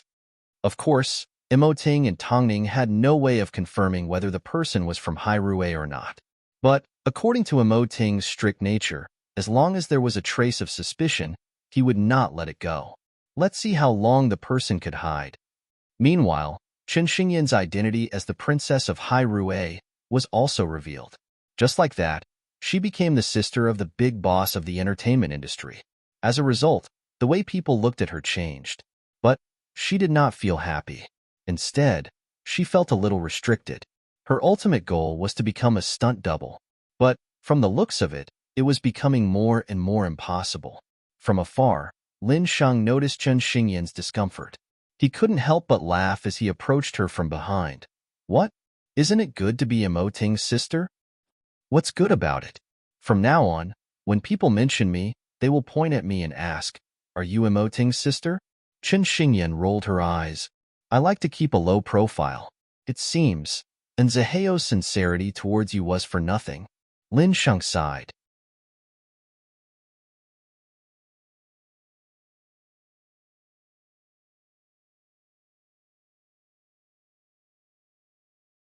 Chapter 682. How did he treat me with such sincerity? Chen Xingyan asked as she tilted her head. How would I know? You have to ask him. Lin Sheng decided not to reveal the truth. He wanted Zaheo to suffer a little. Meanwhile, Zaheo obediently made up for the day's losses. Even the director felt his heart ache. It must be a headache to deal with a seedling like this. Zaheo looked at Chen Xingyan in the distance and shook his head. She is a good seedling. She just needs time to prove herself. Among us, you're the only one that thinks she has unlimited potential, the director sighed. Zaheo smiled, not taking it to heart. Have you encountered some financial problems recently? If you need money, feel free to look for me. I can introduce you to some other jobs, the director offered enthusiastically. He simply wanted to show off his connections. Zaheo nodded his head and thanked the director with a smile. He wasn't at that stage yet. Chen Xingyan was indeed not hard-working enough, but she lived with her own personality. At times, Zaheo felt conflicted. Should he make her shine? Or should he let her continue living her own life? Afterwards, Zaheo left the set. That night, in order to make up for the missed scenes, Chen Xingyan had to film in the middle of the night. In fact, she had to film underwater scenes. However, Chen Xingyan was an agile monkey. She wasn't afraid of anything but water. So, after a few dozen takes, she almost always failed. This made the director, who was covered in water, yell angrily from the shore, "Do you even know how to act?" Chen Xingyan trembled uncontrollably. All she could do was stand in the water and tremble. But, to be honest, because she was afraid of water, she did not put in all her emotions. Director, I'm sorry. Let's try again. The director held back his anger and returned to the camera. But, this time, Chen Xingyan was in an even worse state. Lin Sheng watched from the side. His assistant originally wanted to step forward to help, but Lin Sheng stopped him. Let her learn a lesson. I'm not filming anymore. I've never seen such a lazy actress. On your own, you've made it impossible for the entire crew to sleep. Chun Xingyan lowered her head and stood up from the water. She then walked over to the director's side, completely soaked. Don't make me feel aggrieved. I feel aggrieved too. And Zaheo, who paid the price for nothing, feels even more aggrieved. The director pointed at Qin Xingyan's nose and said, I know you are used to playing around and living the life of a stunt double, but you are now the female lead. Can you not be so selfish? Can't you think about others?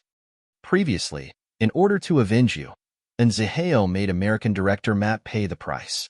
He practically gave up his entire fortune. Even today, because of your stubbornness, and Zaheo paid yet another bill. He was a rookie director with a bright future, but because of you, he almost gave up all his fortune. Don't you feel guilty? The director almost shouted the last sentence. Chen Xingyan's spirits were lifted after hearing this. Fuck off, fuck off.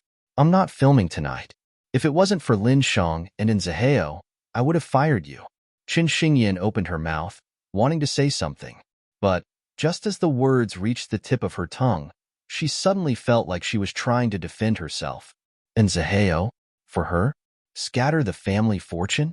Chun Xingyan was a little helpless. She had no idea that Zaheo had done all this for her behind her back. Director, let's try one more time. I'm not filming anymore.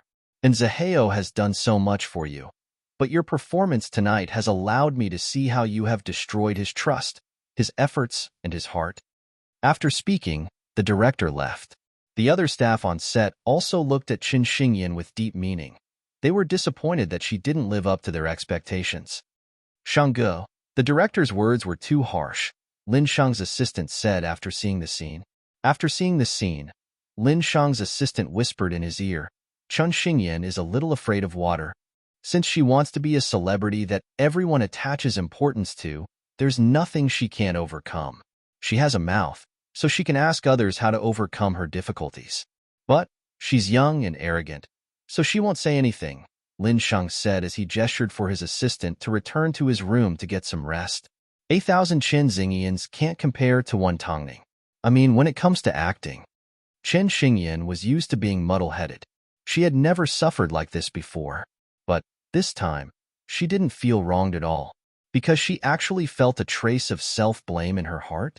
It didn't take long before Qin Xingyan returned to her room helplessly. However, at this time, the production director suddenly gave Zaheo a phone call. I'm afraid I can't continue filming with that sapling of yours. While there isn't much to film, I'd rather find someone else to replace her. That way, we won't end up in a more passive position. From the director's voice and the timing of the phone call, Zaheo could tell that the director had already tried his best.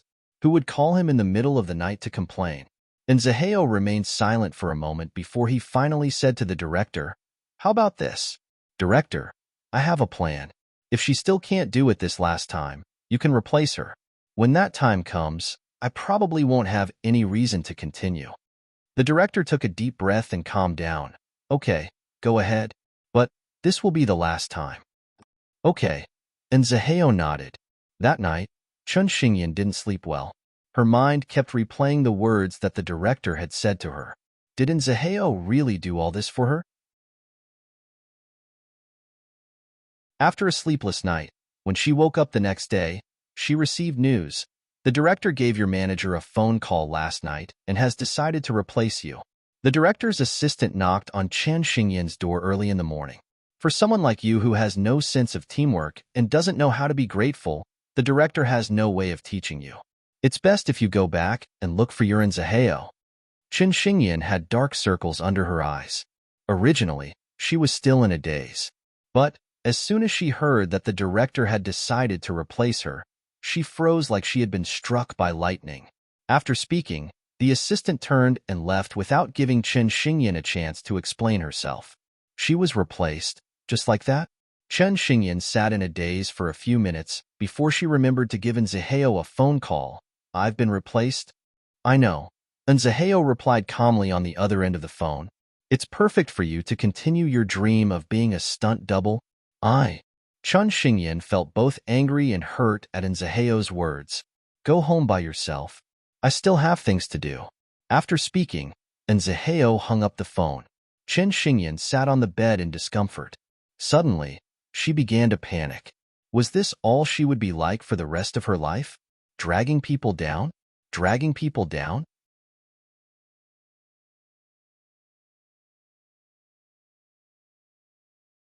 Chapter 683.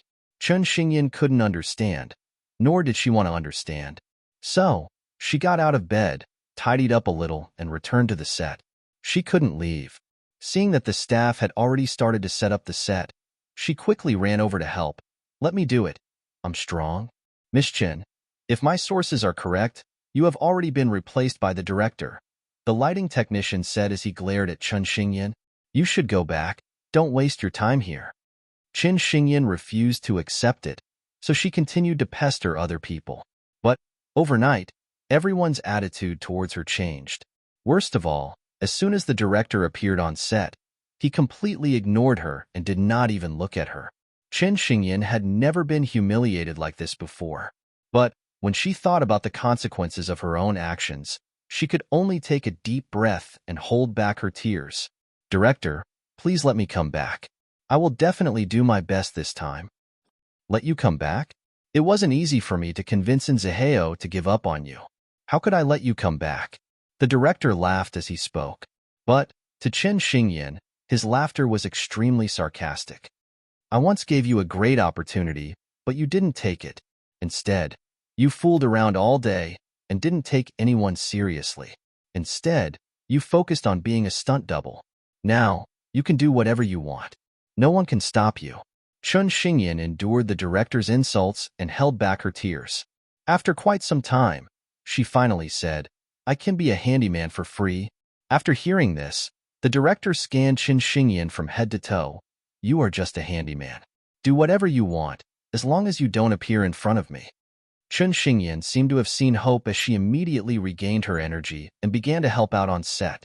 Lin Sheng spotted the lively Chen Xingyan from afar and couldn't help but smile. If she's smart enough, she will know how to turn defeat into victory. That is, to observe Shanggu carefully while you act. Lin Sheng's assistant laughed. Back then, even Tongning had benefited a lot from Lin Sheng's notes. Lin Sheng was, after all, a 3-time Best Actor winner. In terms of acting, he was on par with Bai Chendong and the others. Let's go. It's about to start. This was exactly what Chen Xingyan had in mind. While she was doing odd jobs on set, she would sneak a peek at Lin Sheng's acting. The feeling of being able to act to her heart's content made her realize just how amazing acting was. Sometimes, Lin Sheng would ask the director to change roles, and the director would be curious about Lin Sheng's performance. But only Lin Sheng's assistant knew. Lin Sheng's motive was to show Chen Xingyan how the character should be and how she should perform. That night, Nzaheo busied himself for the entire day. After not seeing Chen Xingyan, he finally gave her a phone call in the middle of the night. Why aren't you back yet?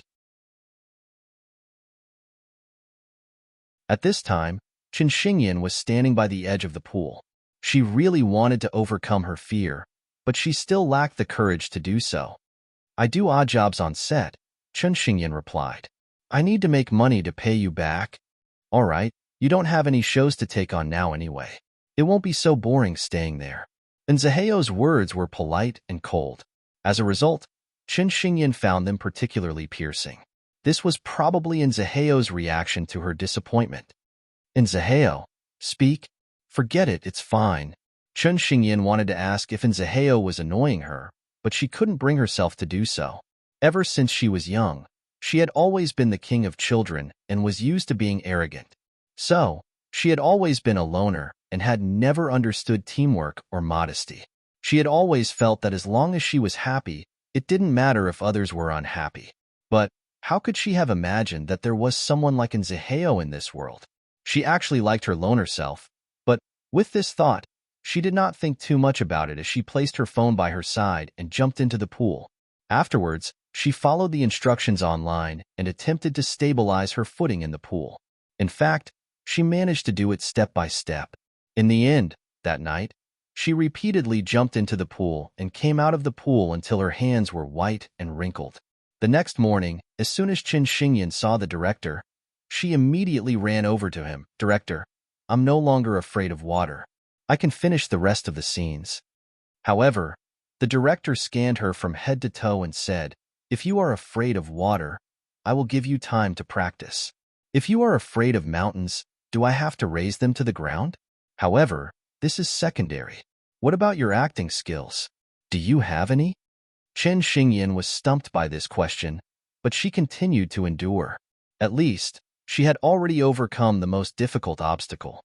Although the director scolded her, he turned a blind eye to Qin Xingyan's behavior. Under normal circumstances, the set would have to be cleared, but the director gave her the right to enter the set. As usual, Lin Sheng liked to play different roles. After a few tries, Qin Xingyan understood his intentions and decided to keep a notebook on her. Seeing that she was lying on the floor taking notes whenever she had nothing to do, the director sneered during a break.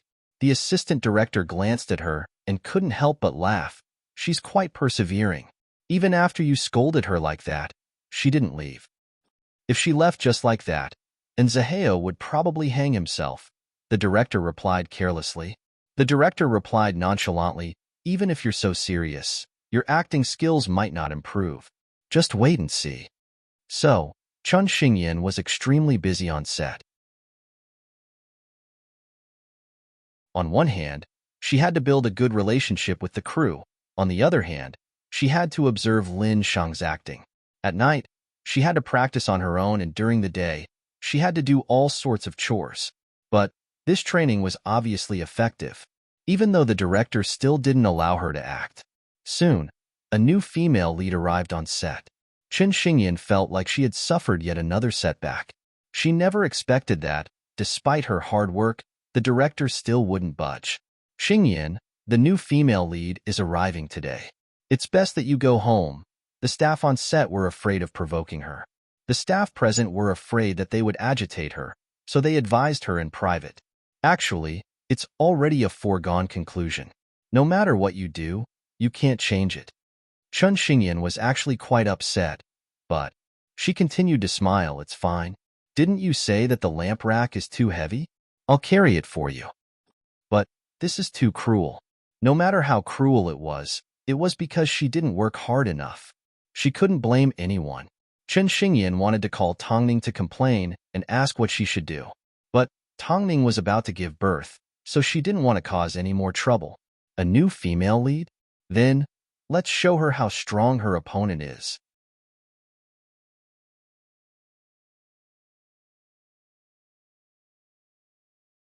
Chapter 684. Recently, the most famous person in Hyrule was none other than Song Xian. Song Xian's song sales topped the charts, her script was a hit, and her variety show style made Song Xian's name very popular in Beijing. In fact, she was referred to as a once-in-a-century talent in the music industry. Hyrule was already preparing to release her first EP. In the near future, her popularity would soar to an unimaginable level. But, unfortunately, she didn't have much of a topic to talk about. She was popular, but not as memorable as Tongning. So, even if she wanted to surpass Tongning, she didn't have the ability to do so for the time being. After the incident with Hua Wenfeng, Tongning became even more indoors. Even when there was an important event, she completely avoided it because she had to take care of the child in her stomach. Tongning continued to investigate the person that was trying to sow discord between Hua Wenfeng and Hua Wenfeng. But if even Hua Wenfeng couldn't recognize the person, how was she supposed to find any clues or information? Over the past couple of days, Imo Ting had been leaving early and returning late. The couple didn't even get to see each other, let alone have a private conversation. Every time Tongning woke up, she would want to chat with Imo Ting. But when she saw his tired expression, she couldn't bear to do so. Seeing this, Bai Lihua couldn't help but ask, "Imo Ting is so busy, yet you don't seem to complain. Don't you think he spends too little time with you?" Due to the influence of quinidine, Tongning had been reading simple medical books. Hearing Bai Lihua's question, she shook her head. "What's there to complain about? I understand him better than anyone. What if he's actually doing something else behind your back?" Haven't you noticed that he's been spending quite a bit of time next door lately? Bai Lihua asked with a deeper meaning. I only saw him this morning. Instead of going to Hairue, he went next door. Tongning put down her medical books and lifted her head to look outside. How could that be? Why don't I go with you and have a look? Who knows, we might bump into him. Although Tongning did not believe Bai Lihua's words, she still wanted to know what mysterious things Emoting was up to. So, she stood up from the sofa and walked out of the house with Bai Lihua. They then headed next door. A group of workers were busy working next door. As soon as they saw Tongning, they immediately called out, Madam, you are interrupting our work? Wasn't there someone living here before? Tongning asked curiously. There used to be, but it has been bought by someone else. It should be some big boss who wants to keep a mistress. The worker sighed as he turned around and continued with his work. However, Bai Lihua's expression was a little ugly, even though no one could see her expression. Xiaoning, do you want to give Emoting a phone call? Tongning shook her head casually. No need. When Ting wants to tell me, he will. After speaking, Tongning turned around and returned to her home. After a while, the construction worker finally remembered Tongning's name. Wasn't that Mo Ting's wife, Tongning? Could it be that she had fallen out of favor so quickly? Otherwise, why would he buy a house next door when he already had his own home? If this wasn't a ghost, then what was it? Don't you want to take advantage of your wife's pregnancy to find a lover? Shut up. Talk less and work more. The supervisor knocked on the worker's head and warned, Look at how pregnant Tongning is. She looks so pitiful. You're not allowed to say things like this. In reality, Bai Lihua had not spent much time with Tongning and Emoting. All she knew was that the couple got married in a flash and never had any arguments. So, she had no idea how Tongning and Emoting interacted and how much trust Tongning had in Emoting, especially when Tongning was about to give birth at a sensitive time like this. Xiaoning, I'm sure Emoting has his reasons for doing this. Tongning smiled gently without saying a word. That afternoon, the new female lead arrived on set. As it was a last-minute change, the director couldn't invite a big name.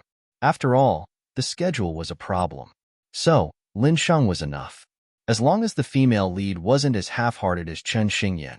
As soon as the female lead arrived on set, she treated everyone to a big meal. She was so generous that she easily outweighed Chen Xingyan's small favors. Most importantly, after seeing her audition, the director decided on her after just one scene. He even ordered her to change out all the scenes that Chen Xingyan had previously filmed. Chen Xingyan continued to do odd jobs on set, but everyone looked at her sympathetically. Some even asked her why she insisted on not leaving. Chen Xingyan didn't know why, but she didn't want to fail. It was just that tonight was going to be a tough night. Lighting technician, hurry up and add some light. Actors, go get some rest. Hearing the director's shout, Chen Xingyan walked onto the set. As soon as the young actress saw her, she asked, Are you okay? You're the female lead from before, right? I've heard about what happened to you. I'm sorry for stealing your role. The other party had a blanket draped over him, and his expression was somewhat wanton. How could he possibly have the intention of apologizing? Of course, he also mocked Chen Xingyan a little. I understand you.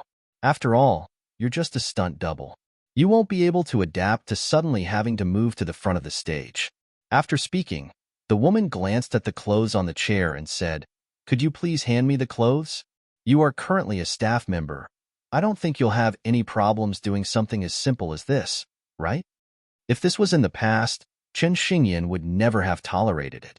But now, she was like a hedgehog that had its spines pulled out.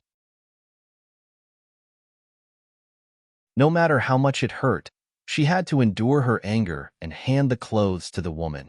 My assistant isn't feeling well after the long journey, so she's resting in her room. You can follow me tonight. As for your pay, I won't treat you badly. Director. Okay. Seeing that the woman was about to call for the director, Chen Xingyan immediately agreed. I'll be your assistant? That's good. I'm about to film my next scene. Help me find a makeup artist. You don't need me to teach you this, right? Chen Xingyan was frustrated as she turned around and ran off set. But, after a long time, she still couldn't find the makeup artist. As soon as she returned to the woman's side, She was immediately slapped across the face. "What kind of assistant are you? I told you that I was about to film my next scene, yet you spent 10 minutes looking for a makeup artist." Everyone on set was dumbfounded. The woman was too arrogant. How dare she hit Chen Xingyan? "I don't care if you're Mo Ting's sister or not. Once you're on set, you're just a staff member and a useless, nameless nobody." Chen Xingyan looked back at the woman. The murderous intent in her eyes made it seem like she could rip the woman in half at any moment. "What are you trying to do? Did you think I'd hit you?" Chen Xingyan asked coldly. "I want to see how you're going to complete your next scene without a stunt double." The woman replied, "Even if I don't do well, it won't be your turn."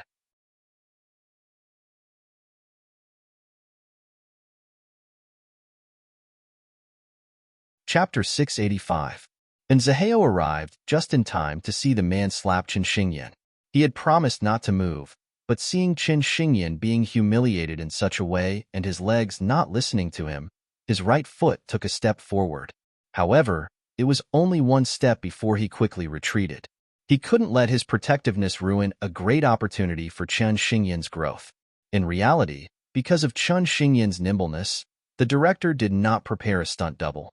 She herself was the best stunt double for the role. But, after the change, the director specifically found a stunt double. It wasn't because Chen Xingyan did not have a stunt double to help her. The man looked at Chen Xingyan with ridicule, thinking that she was too naive and stupid. "The one without a stunt double is you, not me." So, Chen Xingyan watched as Tongning went up on stage to look pretty, while the stunt double handled all the action scenes. This isn't fair. Chen Xingyan couldn't hold back the anger in her heart. She walked up to the director and said, "Director, can you let me act in this scene? I'll give it a try." "Go away, don't waste my time," the director said impatiently to Chen Xingyan. "Director, you should know how high Lin Shang's expectations are. Compared to a stunt double, I'm sure he'd be more willing to work with a real actor." Chen Xingyan chased after the director, trying to find an opportunity for herself. After hearing this, the director turned to look at Chen Xingyan and nodded his head. "What you say makes sense.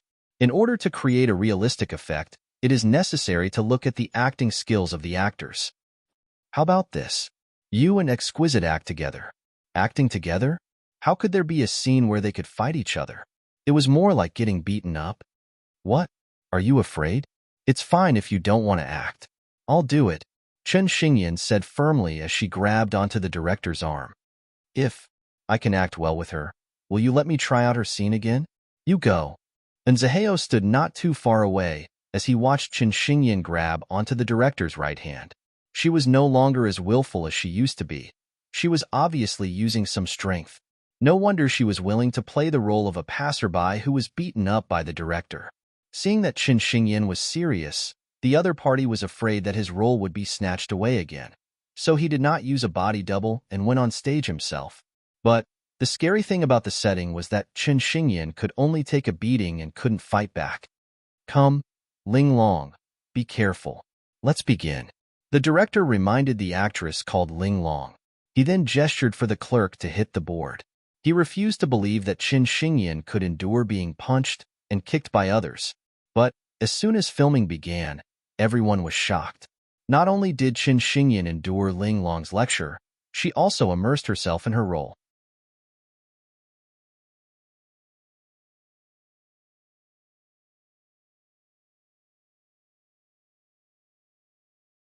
Chen Xingyan closed her eyes and suddenly thought of Zaheo's words. He would never make the same mistakes as before. Should she restrain herself a little? What if? Thinking of this, Chen Xingyan wanted to stand up, but Zaheo pulled her into his embrace. "If you want to lean against me, then lean against me. Don't move." "But aren't we a little too intimate like this? Did you think I wouldn't be able to tell that you like this type of intimacy?" And Zaheo whispered into Chen Xingyan's ear. Chen Xingyan's ears immediately turned red as she covered her burning cheeks. "I think this is the first time I've fallen in love with someone. I think I've fallen in love with you." "Me too," and Zaheo quickly replied. "You too." Chen Xingyan turned around and looked at Zaheo. "Didn't you say you wouldn't make the same mistakes as before? That doesn't seem to have any effect on you." And Zaheo had surrendered to himself and also surrendered to Chen Xingyan. For him to do so much for Chen Xingyan, what other reason could it be? Wasn't it because he cared and liked her? In that case, what should we do from now on? And Zaheo looked at Chen Xingyan's helpless expression and couldn't help but hook his arm around the back of her head as he kissed her. He didn't care about the future. He was going to steal a kiss first. Taking her in as his subordinate and training her like this, wasn't it all to turn her into his girlfriend?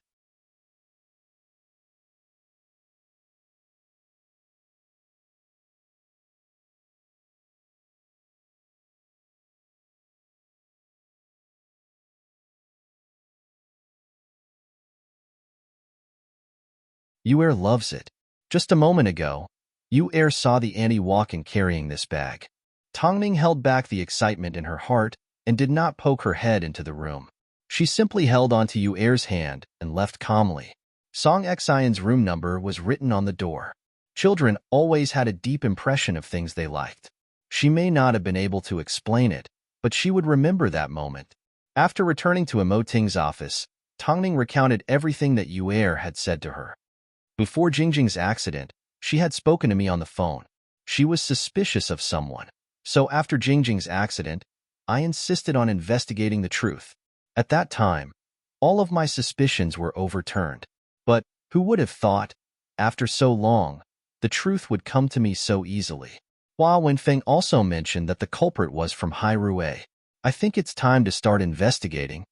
Emoting closed the last document in his office and walked over to Tongning. He then pulled Fang Yu into his embrace. Let's go home. Song Xian would never have imagined that even though her manager had completely changed, she was still betrayed by a bag. Some people would think, why couldn't it be the same bag? But, with so many coincidences, could it be a coincidence?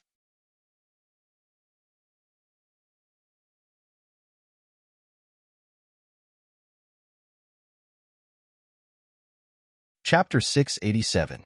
So, it wasn't too difficult to prove whether the person was Song Xian's manager or not.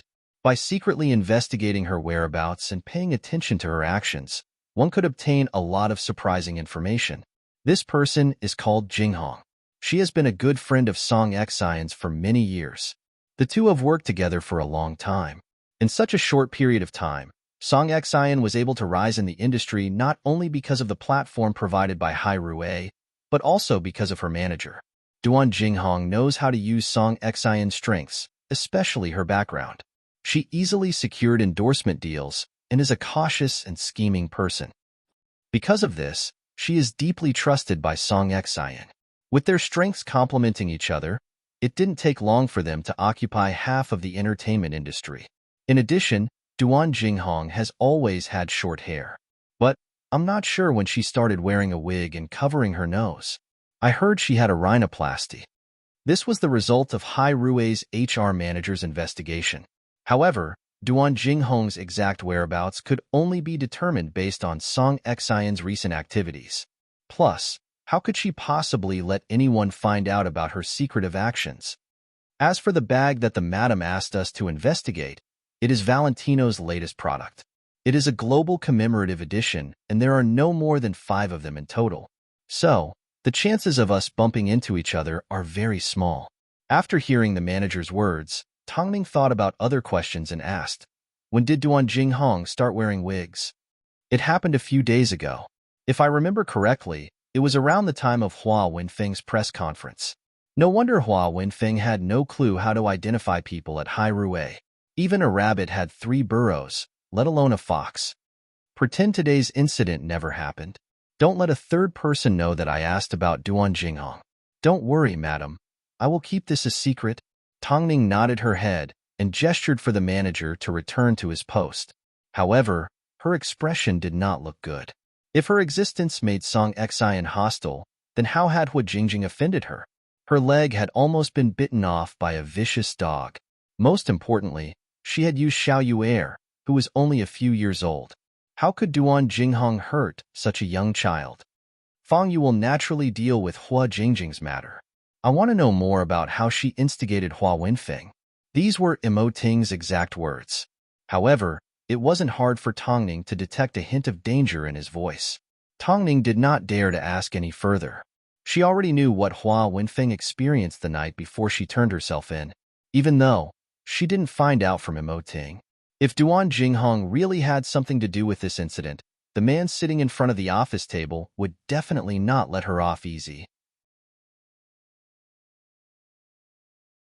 Since Duan Jinghong was Song Xian's manager, it meant Song Xian was well aware of this matter. In fact, she could even be the mastermind. Someone seemed to be challenging the authority of the man in front of him. So, he gave Fong Yu a phone call. From now on, create some trouble for Song Xian.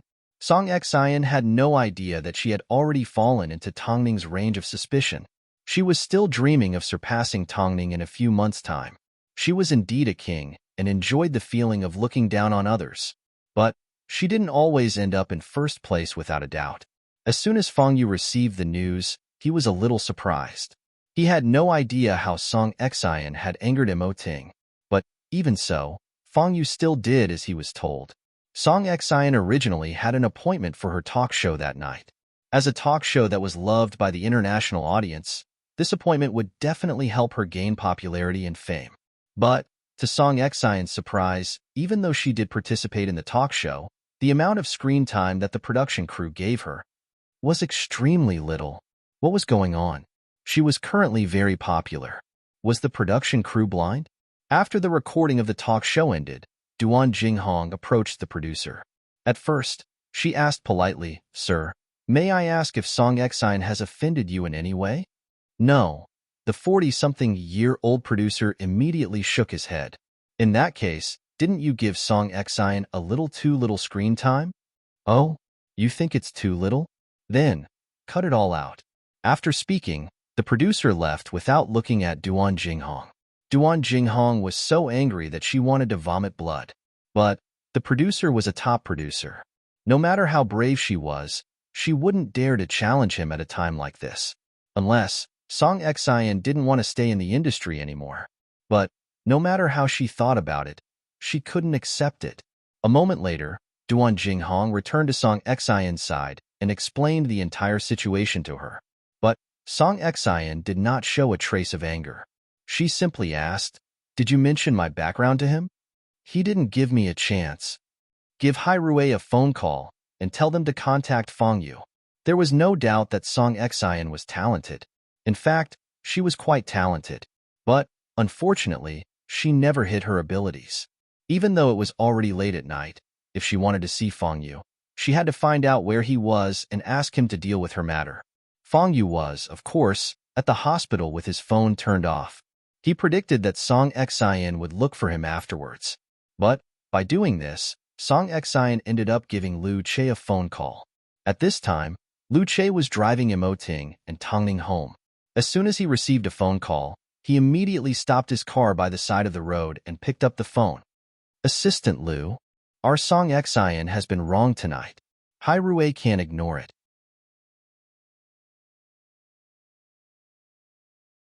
It wasn't convenient for Lu Che to drive. So, after hearing this, Tongning said, "Give me your phone. Continue driving." Lu Che immediately handed his phone to Tongning. Tongning glanced at Imo Ting and asked in a low voice, "What did she do?" "You are? I want to know, who taught you these rules? How did you bypass Fong Yu and contact the CEO directly?" Tongning's words were calm, but her tone was filled with authority. How high is Song Xian's status? Is she trying to gain the CEO's favor?" After 2 sentences, Duan Jinghong finally recognized Tongning's voice. "So," she responded calmly, "Mrs. Imo, you are just an artist of Hai Rui. Plus, the CEO didn't respond to me and asked you to answer my phone call. Is Hai Rui simply a toy that the CEO gave you? In other words, he had no right to interfere with her. If I put Ting on the phone, it will only make things worse for you." Tongning replied honestly, "What does that have to do with you?" Tongning sneered as she handed the phone to Imo Ting. But Imo Ting did not even glance at it as he said, "Tell her direct superior to come to my office tomorrow." What an unruly brat.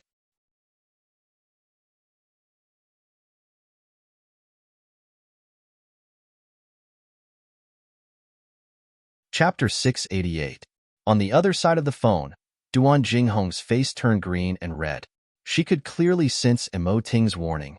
If Hai Rui could make Song Xian famous, they could naturally throw her down from her high position. This was Emo Ting's way of ruling. He could give her the best, but she better not challenge his authority. So, Hai Rui's artists were both respectful and fearful of Emo Ting. Duan Jinghong no longer dared to act rashly in fear of ruining Song Xian's future. So, she forcefully suppressed her anger. Luckily, the phone call was not made in front of Song Xian. Otherwise, the situation would have been turned upside down. After returning to the van, Duan Jinghong looked at Song Xian and replied, "Fang Yu said he will investigate the truth tomorrow. Can't he do it at night? As you know, his wife. She was crippled by me." Song Xian did not say another word as she closed her eyes and got some rest.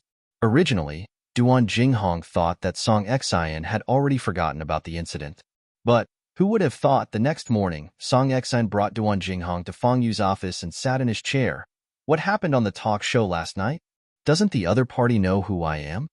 Fang Yu was under Emo Ting's orders, so he naturally knew what Song Xian was hinting at. So, he smiled and asked, "What is your identity?" "My grandfather. Her producer's brother is currently in an important position in the government." "Are you talking about your retired grandfather?" Fang Yu retorted. "Song Xian, don't you feel like you don't know where you stand?" Song Xian and Duan Jinghong were both stunned. They never expected Fang Yu to rebut her in such a way.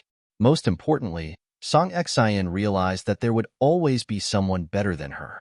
She hated the feeling of being suppressed. She hated it to the core. "You didn't lose anything from this incident. You simply lost a little more screen time. How many artists have gone through this? Why can't you endure it when it's your turn? You even called President Mo's office last night. Do you know what President Mo hates the most? He hates people that think they're infallible." "What do you mean by someone that thinks they're infallible?" "Someone that thinks they're important. If there's nothing else, you guys can leave first." Song Xian had never been humiliated like this since she was young. After being yelled at by Fang Yu, the rims of his eyes turned red.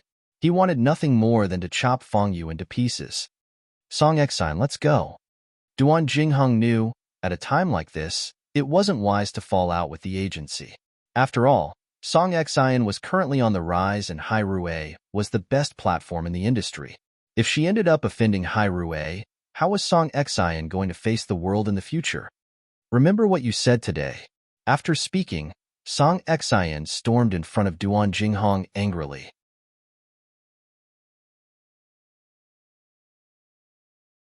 Her aggressive manner made the staff at Hai Rui feel extremely uncomfortable.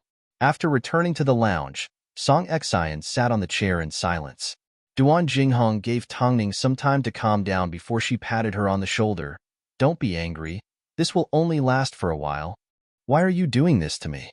Actually, if you think about it, there's nothing wrong with Hai Rui. President Mo has always been a ruthless man, so it's normal for him to look down on you. Didn't you join Hai Rui because of this?" As for Fang Yu, his words were indeed harsh, but they did make sense. "You may have a good background, but there are plenty of people with good backgrounds out there. Just treat this as a lesson. Plus, we were the ones that crippled his wife. Just bear with it for now."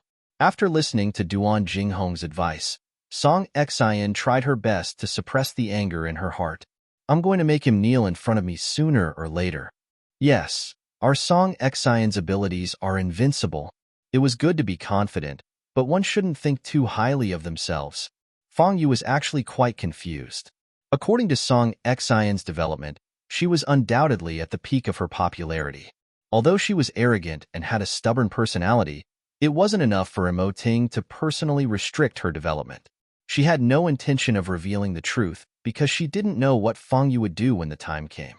Although she could confirm it now, it was still a fact.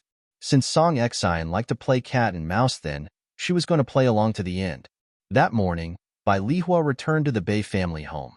After her identity was confirmed, Elder Bei found out about the hardships she had suffered over the years and was prepared to welcome his daughter home with dignity. Tongning couldn't move around freely, so she did not go with Bai Lihua, even though she also wanted to meet Emo Ting's grandfather. Ever since Chen Xingyan and Zhehao confessed to each other, Qin Xingyan suddenly looked like a young girl in love. As a result, the competition between her and Ling Long became more intense. But the director was willing to give her more and more opportunities. As a result, her attitude towards every scene became more and more serious. To have someone compete with you for something, the feeling of racing against time was both lovable and hateful. But Tongming's improvement was obvious to all. The director did not tell her that everything was arranged by Zaheo, nor did he tell her that every single scene she took part in was an actual shoot. At the beginning, Ling Long still had the advantage. But with everyone helping Qin Xingyan, Ling Long had to admit that Qin Xingyan improved by leaps and bounds. That night, Qin Xingyan had to film late into the night, while Zaheo had to return to the set of Concubine Ning the next day.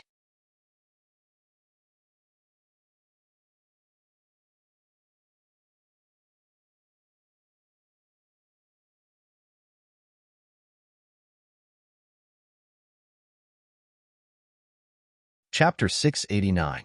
Recently, Song Xian's jobs hadn't been ideal. She either didn't have much screen time like her previous talk shows, or she was ignored after appearing on them.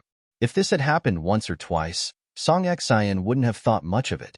But after missing out on so many opportunities recently, she felt like someone was manipulating everything behind the scenes. It's already late. Why are you sitting here?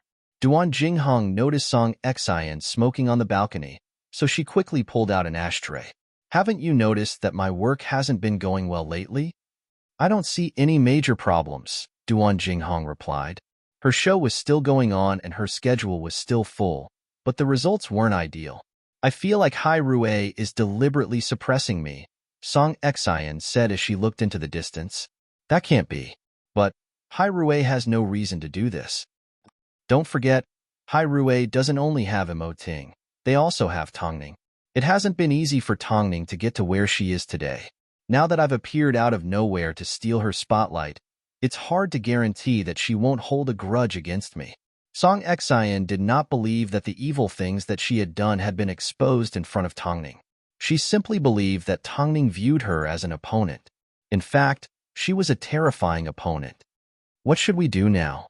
Duan Jinghong felt that Song Xian's words made sense. Since Hai Rue dared to do this, don't blame me for being ruthless. Song Xian put out her cigarette with a cold gaze. She was indeed talented, but unfortunately, she thought too highly of herself.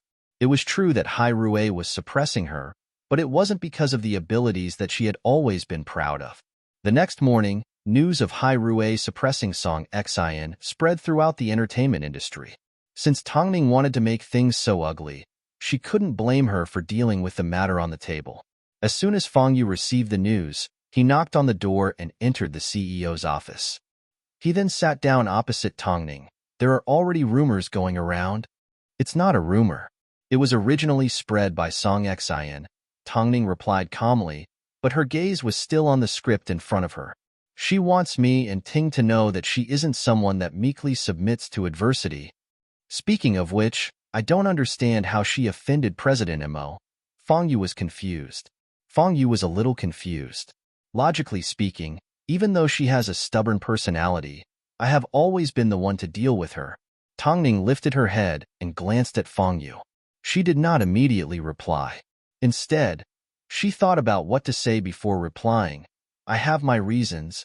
Tongning, you rarely keep us guessing in the past, Fang Yu said helplessly. When you guys are like this, I feel very passive. The person that tried to sow discord in front of Hua Wenfeng was Song Xian's assistant, Duan Jinghong. Tongning skipped over Hua Jingjing and directly told Fang Yu about Song Xian's other crime. Now, you should understand why Ting gave the order he did. Are you sure? Fang Yu was still confused. Hua Wenfeng once came to Hai Rue to identify the mastermind, but she couldn't find the culprit no matter how hard she searched. At that time, we all assumed that the culprit wasn't from Hai Rue. But, in reality, she simply changed her appearance, Tongning explained. She did not tell Fang Yu that Xiao Yu had identified the limited edition bag. Based on this alone, we can't be certain that Duan Jinghong was the culprit. So, Ting arranged for someone to edit a photo of Duan Jinghong with short hair and no makeup before sending it to Hua Wenfeng for confirmation. Guess what happened? Needless to say, since Tongning asked this, it meant that the culprit had been confirmed. These two are really cunning. Just a little bit more and they would have escaped. But God's net has a long and wide range. Fang Yu finally understood as he nodded his head. Why didn't you call the police? Tongning put down her script and picked up her glass of milk as she replied with a deeper meaning. Because it's not time yet. She wanted Duan Jinghong and Song Xian to have a taste of being bitten and poisoned by a dog. But right now, the public are all talking about it. Just use another artist to divert attention. Tongning instructed. Fang Yu, I understand how you feel. Song Xian is indeed a talented person, but a talented person that kills without leaving a trace will only hurt more innocent people in order to achieve her own goals. Don't worry, I have never been soft-hearted when it comes to this. Because she understood Fang Yu's personality, Tongning couldn't tell him about Hua Jingjing. At least not now. Fang Yu stood up to leave. But a moment later, he returned to the office and said to Tongning and Imo Ting, Song Xian wants to see you. Do you want to see her? Do you want me to reject her for you? Let's stay at the office. She can't do anything to me. Hai Rue had an open-air balcony and was surrounded by staff. According to Song Xian's scheming nature, no matter how stupid she was, she wouldn't act recklessly at a place like this. Not long after, Tongning stood up from the sofa. Although Imo Ting did not say a word, he gestured with his chin to the bodyguards to keep a safe distance. Soon, Tongning arrived at the open-air balcony. Song Xian was already sitting on a chair not too far away. I never expected you to agree to see me. Speak, what do you want? Tongning sat down opposite Song Xian. After looking at her briefly, she asked, Where's your manager? I've realized, not only do you know how to walk the runway and act, you've also learned a new skill. You know how to flirt with others? Song Xian said as she stirred her coffee. Song Xian stirred her coffee as she smiled. Do I make you feel pressured?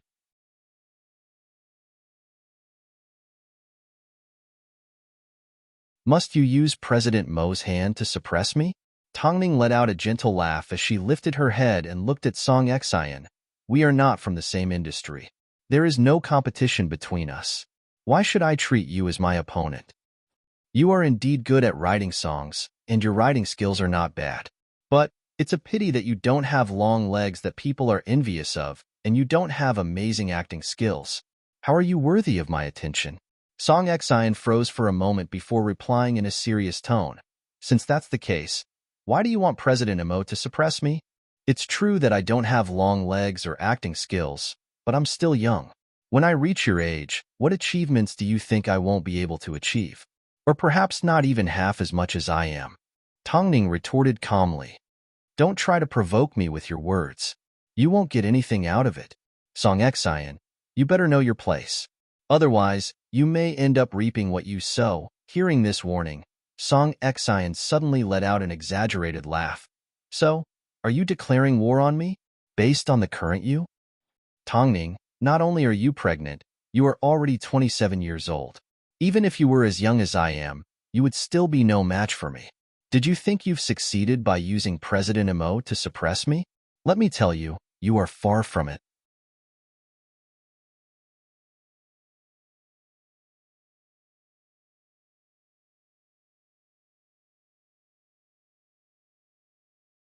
Chapter 690. This was the first time Tongning had seen such a confident person.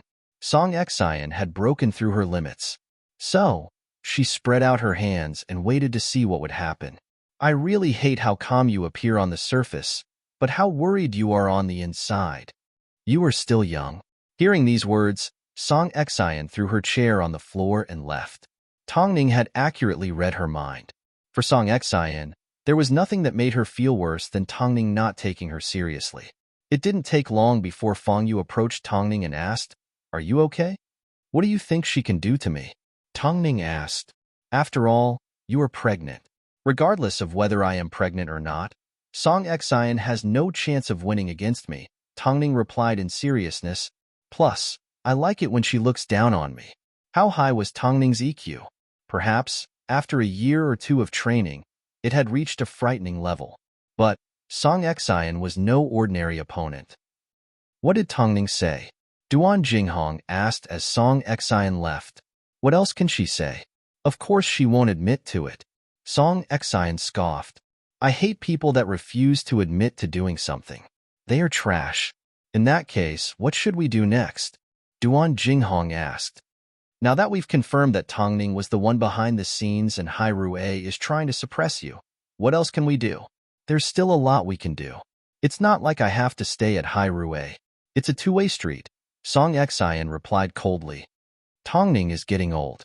Judging from her expression today, it's obvious she's pretending to be calm because she can't do anything to me. I would like to see how long she can last.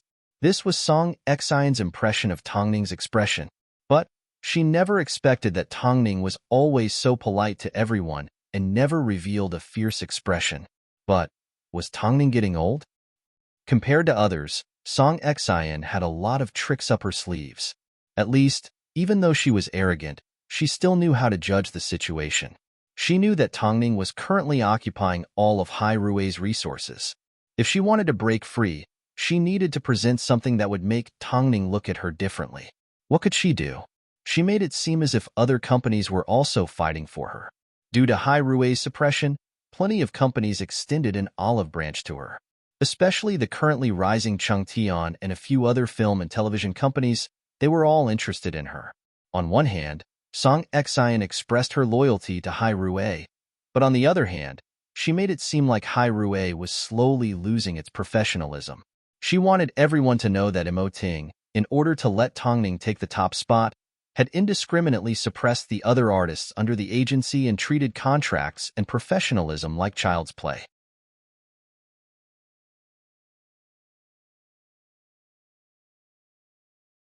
However, she had no idea that Tongning had already used these tricks in a place that no one else could see.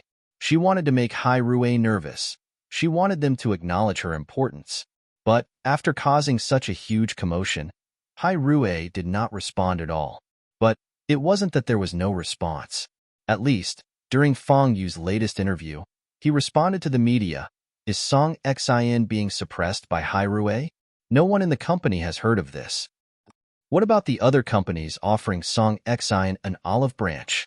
Did the company not receive any news about this? Who was Fong Yu? He was the former head of Hai Rue's PR department. How could he not deal with such a simple matter? With a simple move, he easily dispelled the doubts of the media. But Song Xian refused to accept it. She even released a photo of her having dinner with the bosses of other companies. I think Song Xian is very good at keeping a contract. Fong Yu revealed Hai Rue's bottom line with a simple contract. If Song Xian really wanted to jump ship, Hai Rue would only be responsible for paying the penalty. However, even Fong Yu didn't know whether to laugh or cry. Why was this Song Xian so stubbornly looking for trouble for him? To Hai Rue, she really wasn't that important. Plus, Tongning was simply trying to get revenge on her. She never thought she had the right to be her opponent. In reality, Song Xian did have the intention to jump ship, but she did not intend to leave so easily. At least, she wanted to make Hai Rue panic. Song Xian continued to release songs, and the response was great. As a result, apart from appearing on the entertainment news, she also managed to make a name for herself on the charts.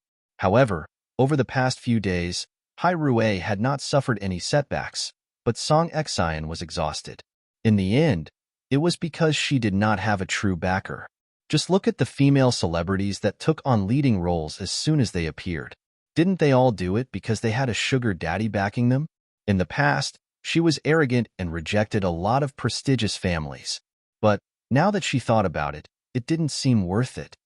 Jinghong, what do you think about me finding a backer? Have you thought it through? Previously, Duan Jinghong had suggested to her that even if she had a bit of a background, there were plenty of people with backgrounds in the entertainment industry. So, she needed to find a more stable backer. But Song Xian used to be very arrogant. She always felt that her godfather and mistress were dirty. But now, she did not respond. I told you before that the heir of Kaihuang Film and Television asked you out, but you ignored him. Do you want me to arrange a meeting for you? You need to know that his family owns half of the cinemas in the country.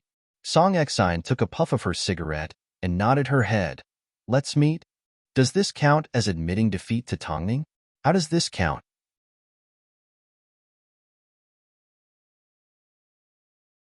Duan Jinghong replied. Doesn't she also have a sugar daddy, Emoting? What we are doing now is simply returning to the starting point. That's the only way it's fair. That's right. Tongning was allowed to have pillow talk, but she wasn't allowed to find external help. You can arrange this. Duan Jinghong couldn't wait for Song Exine to admit that she took a shortcut. No, this wasn't taking a shortcut. This was a reward that a genius deserved. While Song Exine was causing a huge ruckus, Tongning was simply sleeping at home and reading her script. She didn't need to do anything to make Song Exine panic. What do you think Song Exine will do next? Longjia was extremely curious as she helped Tongning peel some fruit. After all, it had been a long time since Tongning had met a worthy opponent. I think this child has been lacking love since she was young. Only those that lack love like to gain attention. She's feeling good about herself right now. All she wants is for boss and you to regret. I think she has a lot of tricks up her sleeves. Tongning smiled casually. I'm waiting to see how much of a commotion she can create. Do you know what she's going to do? Longjia asked as she turned to look at Tongning. Seeing her eyes closed, she quickly asked, doesn't she want to embarrass me?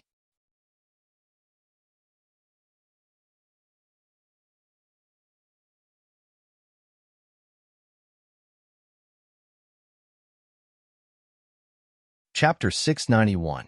Rumor says Hai Rue is suppressing Song Exine internally to protect Tongning's status. The genius Song Exine, an artist that even Tongning is afraid of. Why is Tongning afraid of Song Exine? An analysis can tell you the truth. This was the latest headline published by Entertainment Weekly. It compared Tongning and Song Exine on the same level. As Song Exine's starting point was too high, she constantly compared herself to Tongning. It seemed, in an instant, there was no one in Beijing that was a match for her. Only Tongning stood in her way. Hua Jingjing was discharged from the hospital today. As a good friend, even though she was pregnant, Tongning still personally went to the hospital to pick her up. Whenever Hua Jingjing was bored, she would watch entertainment news. Whenever she saw the crazy news, she would get angry. Is President Mo going to let Song Exine do as she pleases? Go home and rest. This has nothing to do with you. I'm afraid the media won't let you off the hook and reopen your scars. You're just going to let an arrogant newbie like him step on you with just a little achievement? She is currently the most popular person in Beijing. Plus, I'm currently pregnant. Is there a need to argue about it? A lesson. Hua Jingjing didn't care much about her own matters, but she couldn't stand seeing Tongning get bullied, especially when a newcomer like Tongning wanted to step all over her head. What right did she have? Go home and get some rest, okay? Tongning was a little helpless as she gestured for Fang Yu to quickly push Hua Jingjing away. Apart from Hua Jingjing's constant nagging, there was another important reason. Just looking at Hua Jingjing's legs made her feel uncomfortable. She would never forget this enmity. Even though outsiders enjoyed watching a good show, arguing and arguing, those in the industry were well aware that although Song Exine appeared to be catching up to Tongning, it was merely a show. If she had truly surpassed Tongning, then there was no need for her to use Tongning to create hype and boost her own image. If Song Exine was smart enough, she would know how to control herself so that she wouldn't attract the public's disgust. Otherwise, the market would teach her a lesson. Of course, after letting Song Exine act so arrogantly for so long, it was time to teach her a lesson. In reality, the first to react were Tongning's fans. Faced with Song Exine's aggressiveness, Tongning's fans did not think much of it. Over the past 2 years, as long as a cat or dog has grown teeth, they would want to compete with our Tongning. Their parents must have never taught them to be humble. Look at which senior our Tongning has stepped on. Actually, after watching the show for so long, I still feel that Song Exine has unrequited love for our Tongning. The two of them have taken different paths, yet the public keeps comparing them. Isn't it obvious who is trying to leech off whose popularity? Tang Ning, focus on your pregnancy. Passerby A, don't bother with him. I Ning should step out and make a stand. Although this Song Xin isn't an important person, the fans don't like it when you're being targeted. Show that bitch what a real red is. At the time, Tongning was in the chat group. After seeing the last message from a fan, she replied with a single word, okay? The fans didn't notice her at first, but when they realized it was her, they started screaming. What did I just see? Are my eyes playing tricks on me? It's Tongning. Tongning replied with, okay. Tongning stopped looking at her fans' updates. Instead, she gave Fong Yu a phone call. What other activities does Song Xin have planned? Do you plan to retaliate? Fong Yu asked. I'm afraid, if I don't make a move, Jingjing won't be able to control herself and stick her head out again. Do you want to see her like that? Tongning used Hua Jingjing as an excuse. Of course, this wasn't entirely a lie. After all, it was possible that Hua Jingjing would retaliate against the media. There will be a lot of activities over the next few days, including a charity concert. Okay, Tongning replied. She did not mention how she was going to retaliate or who she needed help with. Afterwards, she turned her gaze to Mo Ting, who was walking into the bedroom dressed in black satin pajamas. She smiled sweetly at him. Hubby, if you have something to say, just say it. There's no need to beg me. Mo Ting walked over to the bedside, lifted the blankets and pulled her into his embrace. Actually, it's nothing big. I just want to show off in front of the media. Tongning did not change her coquettish tone as she rubbed her head against Mo Ting's chest. Tongning did not change her coquettish tone as she rubbed her head against Mo Ting's chest. I promise, I won't let the baby in my stomach get squeezed. Mo Ting stretched out his hand and grabbed onto her chin, forcing her to look into his eyes. You know, when it comes to your safety, I never dare to underestimate it. But I also don't want to stop you from doing whatever you want, so you can do whatever you want. But if there is a safety issue that you can't handle, from now on, you will no longer have any special privileges and will need my protection. Is it that strict? Tongning mumbled. What do you think? Mo Ting asked in seriousness. What if I do that? Tongning placed a deep kiss on Mo Ting's lips. No room for negotiation. Mo Ting remained unmoved. Then, Tongning lifted Mo Ting's robe and deliberately bit his chest. What about this? Thinking about Tongning's prank, Mo Ting's lips curved upwards as his eyes revealed a hint of evil. Even if you force yourself on me, I won't let go. Who would force themselves on you? Tongning leaned into Mo Ting's embrace peacefully. She was already extremely grateful for Mo Ting's understanding. In that case, do you want it or not?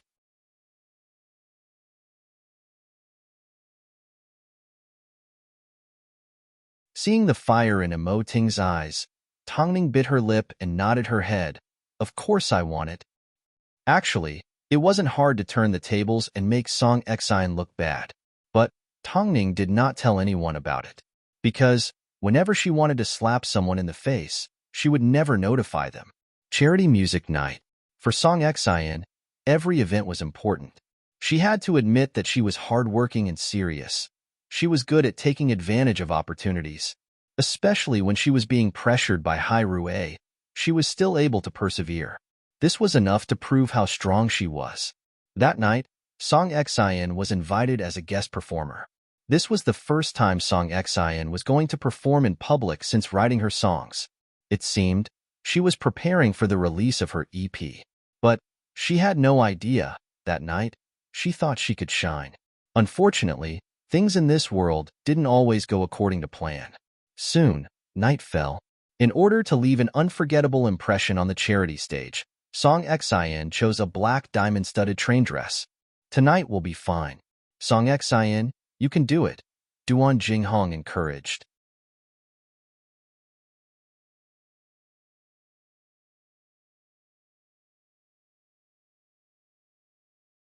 Chapter 692. By the time the nanny van arrived outside the red carpet, the other celebrities were slowly making their way into the venue. Song Xin was currently the hottest person in Beijing, so there was bound to be a large number of reporters waiting outside to interview her. So, as soon as Song Xin appeared at the end of the red carpet, the media immediately surrounded her. Song Xin loved the feeling of being surrounded by tens of thousands of people. It was a wonderful feeling. It was so wonderful that she felt like she was taking drugs. It was addictive.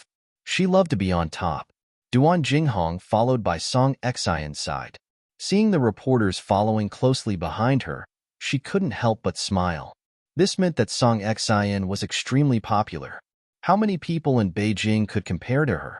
But Duan Jinghong's happiness did not last for a few seconds, because the Rolls-Royce that stopped at the end of the red carpet attracted everyone's attention. As soon as the figure stepped out of the car, the reporters that were surrounding Song Xian immediately screamed in excitement and rushed over with their equipment. It's Tongning. Tongning's here. Hurry up and take pictures. Ah, Tongning. Oh God, this is the most beautiful pregnant woman I've ever seen. In just a few seconds, Song Xian finally understood what it meant to fall from heaven to hell. She had always thought that she was on the same level as Tongning. In fact, she was even better than the recently retired Tongning. But she never expected that a simple appearance from Tongning would cause the reporters to go crazy. Meanwhile, the people that were originally surrounding her all ran towards Tongning. Tongning. The reporters wanted to get closer to Tongning, but Tongning simply placed her palms together and thanked them. I'm sorry. I'm pregnant and can't stand for too long. I hope the reporters can go easy on me. Hearing Tongning's words, the reporters immediately took a few steps back. No one had forgotten that she was pregnant. As a result, Tongning quickened her pace and quickly overtook Song Xian. Logically speaking, at a time like this, the reporters were supposed to grab hold of the couple and ask them questions. But, in order to catch a glimpse of Tongning, the reporters squeezed Song Xian and Duan Jinghong to the side. That's right, they squeezed.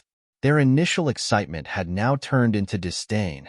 Most importantly, this scene was inadvertently filmed by the fans. There's a rumor online that Tongning is jealous of Song Xian's popularity, so she suggested to President Mo to suppress Song Xian.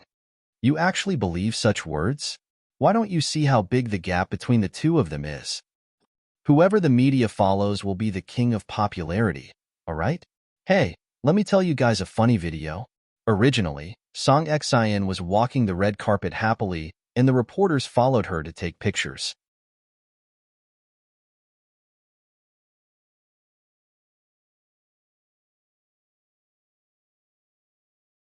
But, as soon as Tongning arrived, no one recognized Song Xian. Not only that, Song Xian was almost pushed to the ground by the reporters. Ha ha ha, don't you guys think it's funny? This is the disparity in strength. This is the difference. Meanwhile, a few female celebrities were gossiping amongst the audience. All of a sudden, Song Xian became a huge joke. I really don't know where she gets her confidence from. Song Xian was sitting in one of the seats. Hearing the ridicule from the other artists, she couldn't help but retaliate. Although I don't know where my confidence comes from, at least I'm better than you. The female artists that were chatting with each other didn't expect Song Xian to refute them, so they laughed out loud. So what if you're better than us? Are you stronger than Tongning? Didn't you say that Tongning was jealous of your talent? Didn't you say that Tongning felt threatened by you? Look at the red carpet just now. Did you realize that you were wrong? Originally, Tongning wasn't supposed to be attending this charity gala. Yet, she still showed up. What does this mean? It means that the slap across the face on the red carpet was really satisfying. Tongning is here to show you what true popularity is. Song Xian endured the provocation of 3 to 4 people, but she couldn't refute them. Because, on the red carpet, not only did others not expect, even she herself did not expect, that Tongning would give her such a ruthless and heavy blow. Song Xian's confidence took a hit. All she could do was glare at Tongning, who was sitting in the VIP seat. Because Tongning's appearance was a huge humiliation to her, Song Xian's performance was affected, and she almost went off-key a few times. But, what did Tongning do? From start to finish, she welcomed everyone with a smile and did not take Song Xian seriously. Most importantly, when she was performing on the stage, there was almost no response from the audience. No response. What a cruel reality. Song Xian, what's wrong with you tonight? Is it all because of Tongning? Is this necessary? Duan Jinghong knew that Song Xian's mood had been affected, but she had no idea that it was so serious that it caused her to lose control of her performance. Don't say anything. Let me have some peace. Song Xian clenched her fists angrily. Duan Jinghong took a deep breath and patted Song Xian on the shoulder. However, as soon as Song Xian saw Tongning stand up from the audience and head to the bathroom, she chased after her. Duan Jinghong was afraid that something would happen, so she followed behind Song Xian. As soon as the two women saw Tongning at the entrance of the bathroom, Song Xian immediately blocked her way. "Stop right there." There were already a few female celebrities in the bathroom. As soon as they saw Song Xian blocking Tongning's way, they stepped forward. "Can't you see how big Tongning's stomach is? What are you trying to do?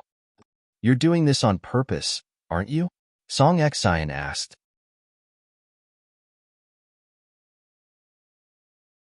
"You're deliberately trying to make things difficult for me, aren't you?" "Miss Song, I don't quite understand," Tongning replied confusedly. "How have I made things difficult for you? How dare you deny it? You weren't originally scheduled to attend this event, yet you showed up tonight. Didn't you do this to put me in my place? I really have to give it to you, Song Xian. Shouldn't your worldview be reconstructed in your mother's womb?" One of the female celebrities that stood up for Tongning was dressed in a light purple mini dress. She crossed her arms and smiled. "We all know that you are the one that is using Tongning to create hype. Don't you feel embarrassed saying things like Tongning is afraid of you? But you can't possibly prevent Tongning from going out just to create hype for yourself, right? Now that you've suffered a setback and you've seen the difference between you and Tongning, you're blaming her for appearing at the same event as you. I would like to ask, when you were trying to create hype, did you ever feel that it was inappropriate? Did you ever imagine that you would one day be so embarrassing? Everyone in the industry knows the difference between the two of you. You're the only one that's deceiving yourself."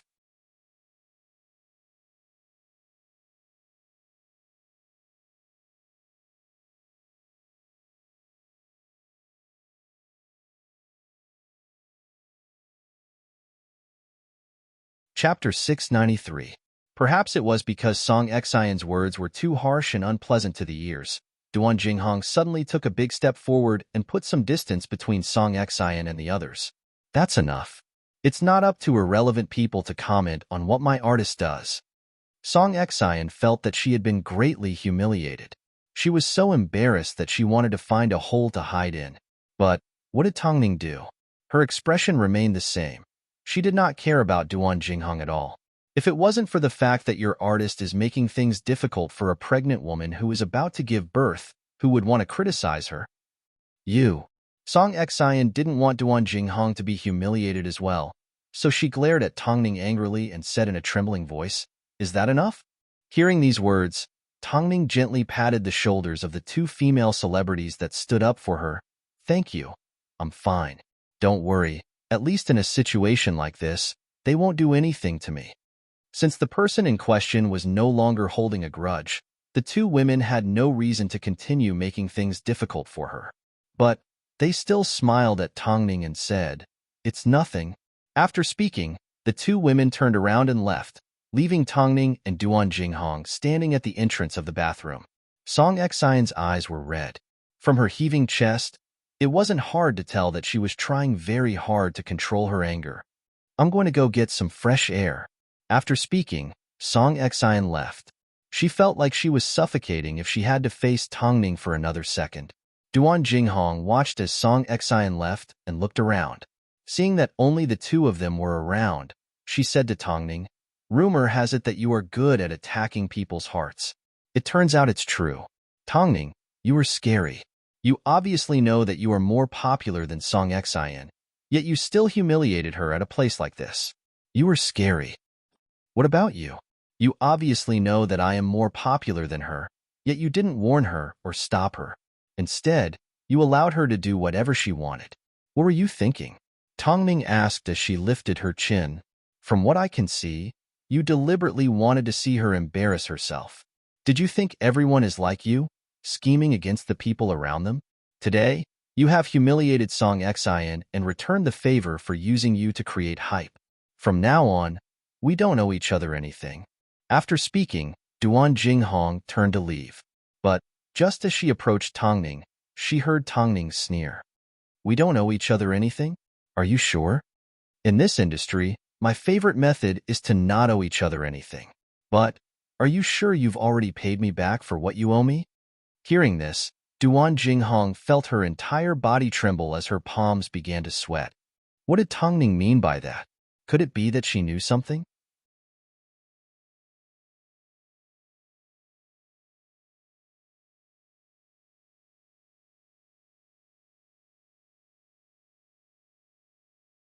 Emo Ting lifted his head to look at the strong pit bull and replied half-heartedly, "She's happy, but it's very ferocious. It won't bite you," Emo Ting said as he looked at the documents in Fang Yu's hands. "Give me the documents and you can leave." In reality, Fang Yu did not dare to stay in Emo Ting's office for too long. It didn't take long before Fang Yu left. Meanwhile, Emo Ting looked at the majestic pit bull and smiled. He naturally knew what Tongning was doing. This was, of course, a feast prepared for a certain someone. Afterwards, a small staff member appeared in Emo Ting's office. If she was in Hairue, no one would recognize her. But this small staff member ended up staying in Emo Ting's office for 20 minutes. That afternoon, Song Xin was having tea with the rumored heir of a rich family as usual. Although she tried her best to hide it, it wasn't hard for the man to see the disgust on her face. "Miss Song, you don't need to put yourself in such a difficult position. You came out to eat with me." The man's name was Xiao Yuha. He was the second largest shareholder of Kaihuang Cinema and controlled half of the new cinema industry. As audiences were currently looking for better picture quality and effects, Kaihuang invested a lot of money into the industry and imported equipment from overseas to create a top-class cinema service. He was a rising star in the film and television industry. "I'm just in a bad mood. Is it because of Tongning?" The man was wearing brown-framed glasses and a gray striped suit. His hair was combed neatly. "Did you know that her new film, The Lost Relative, is about to be released? It's been moved up. You're tuning in to the Romance Rendezvous YouTube channel. We're so grateful for your support, and don't forget to subscribe to join us on this incredible journey through captivating stories. Your generosity through donations truly makes a world of difference, as it's the primary source of revenue that allows me to expand and enhance this channel for you. Thank you from the bottom of my heart for being a part of this adventure.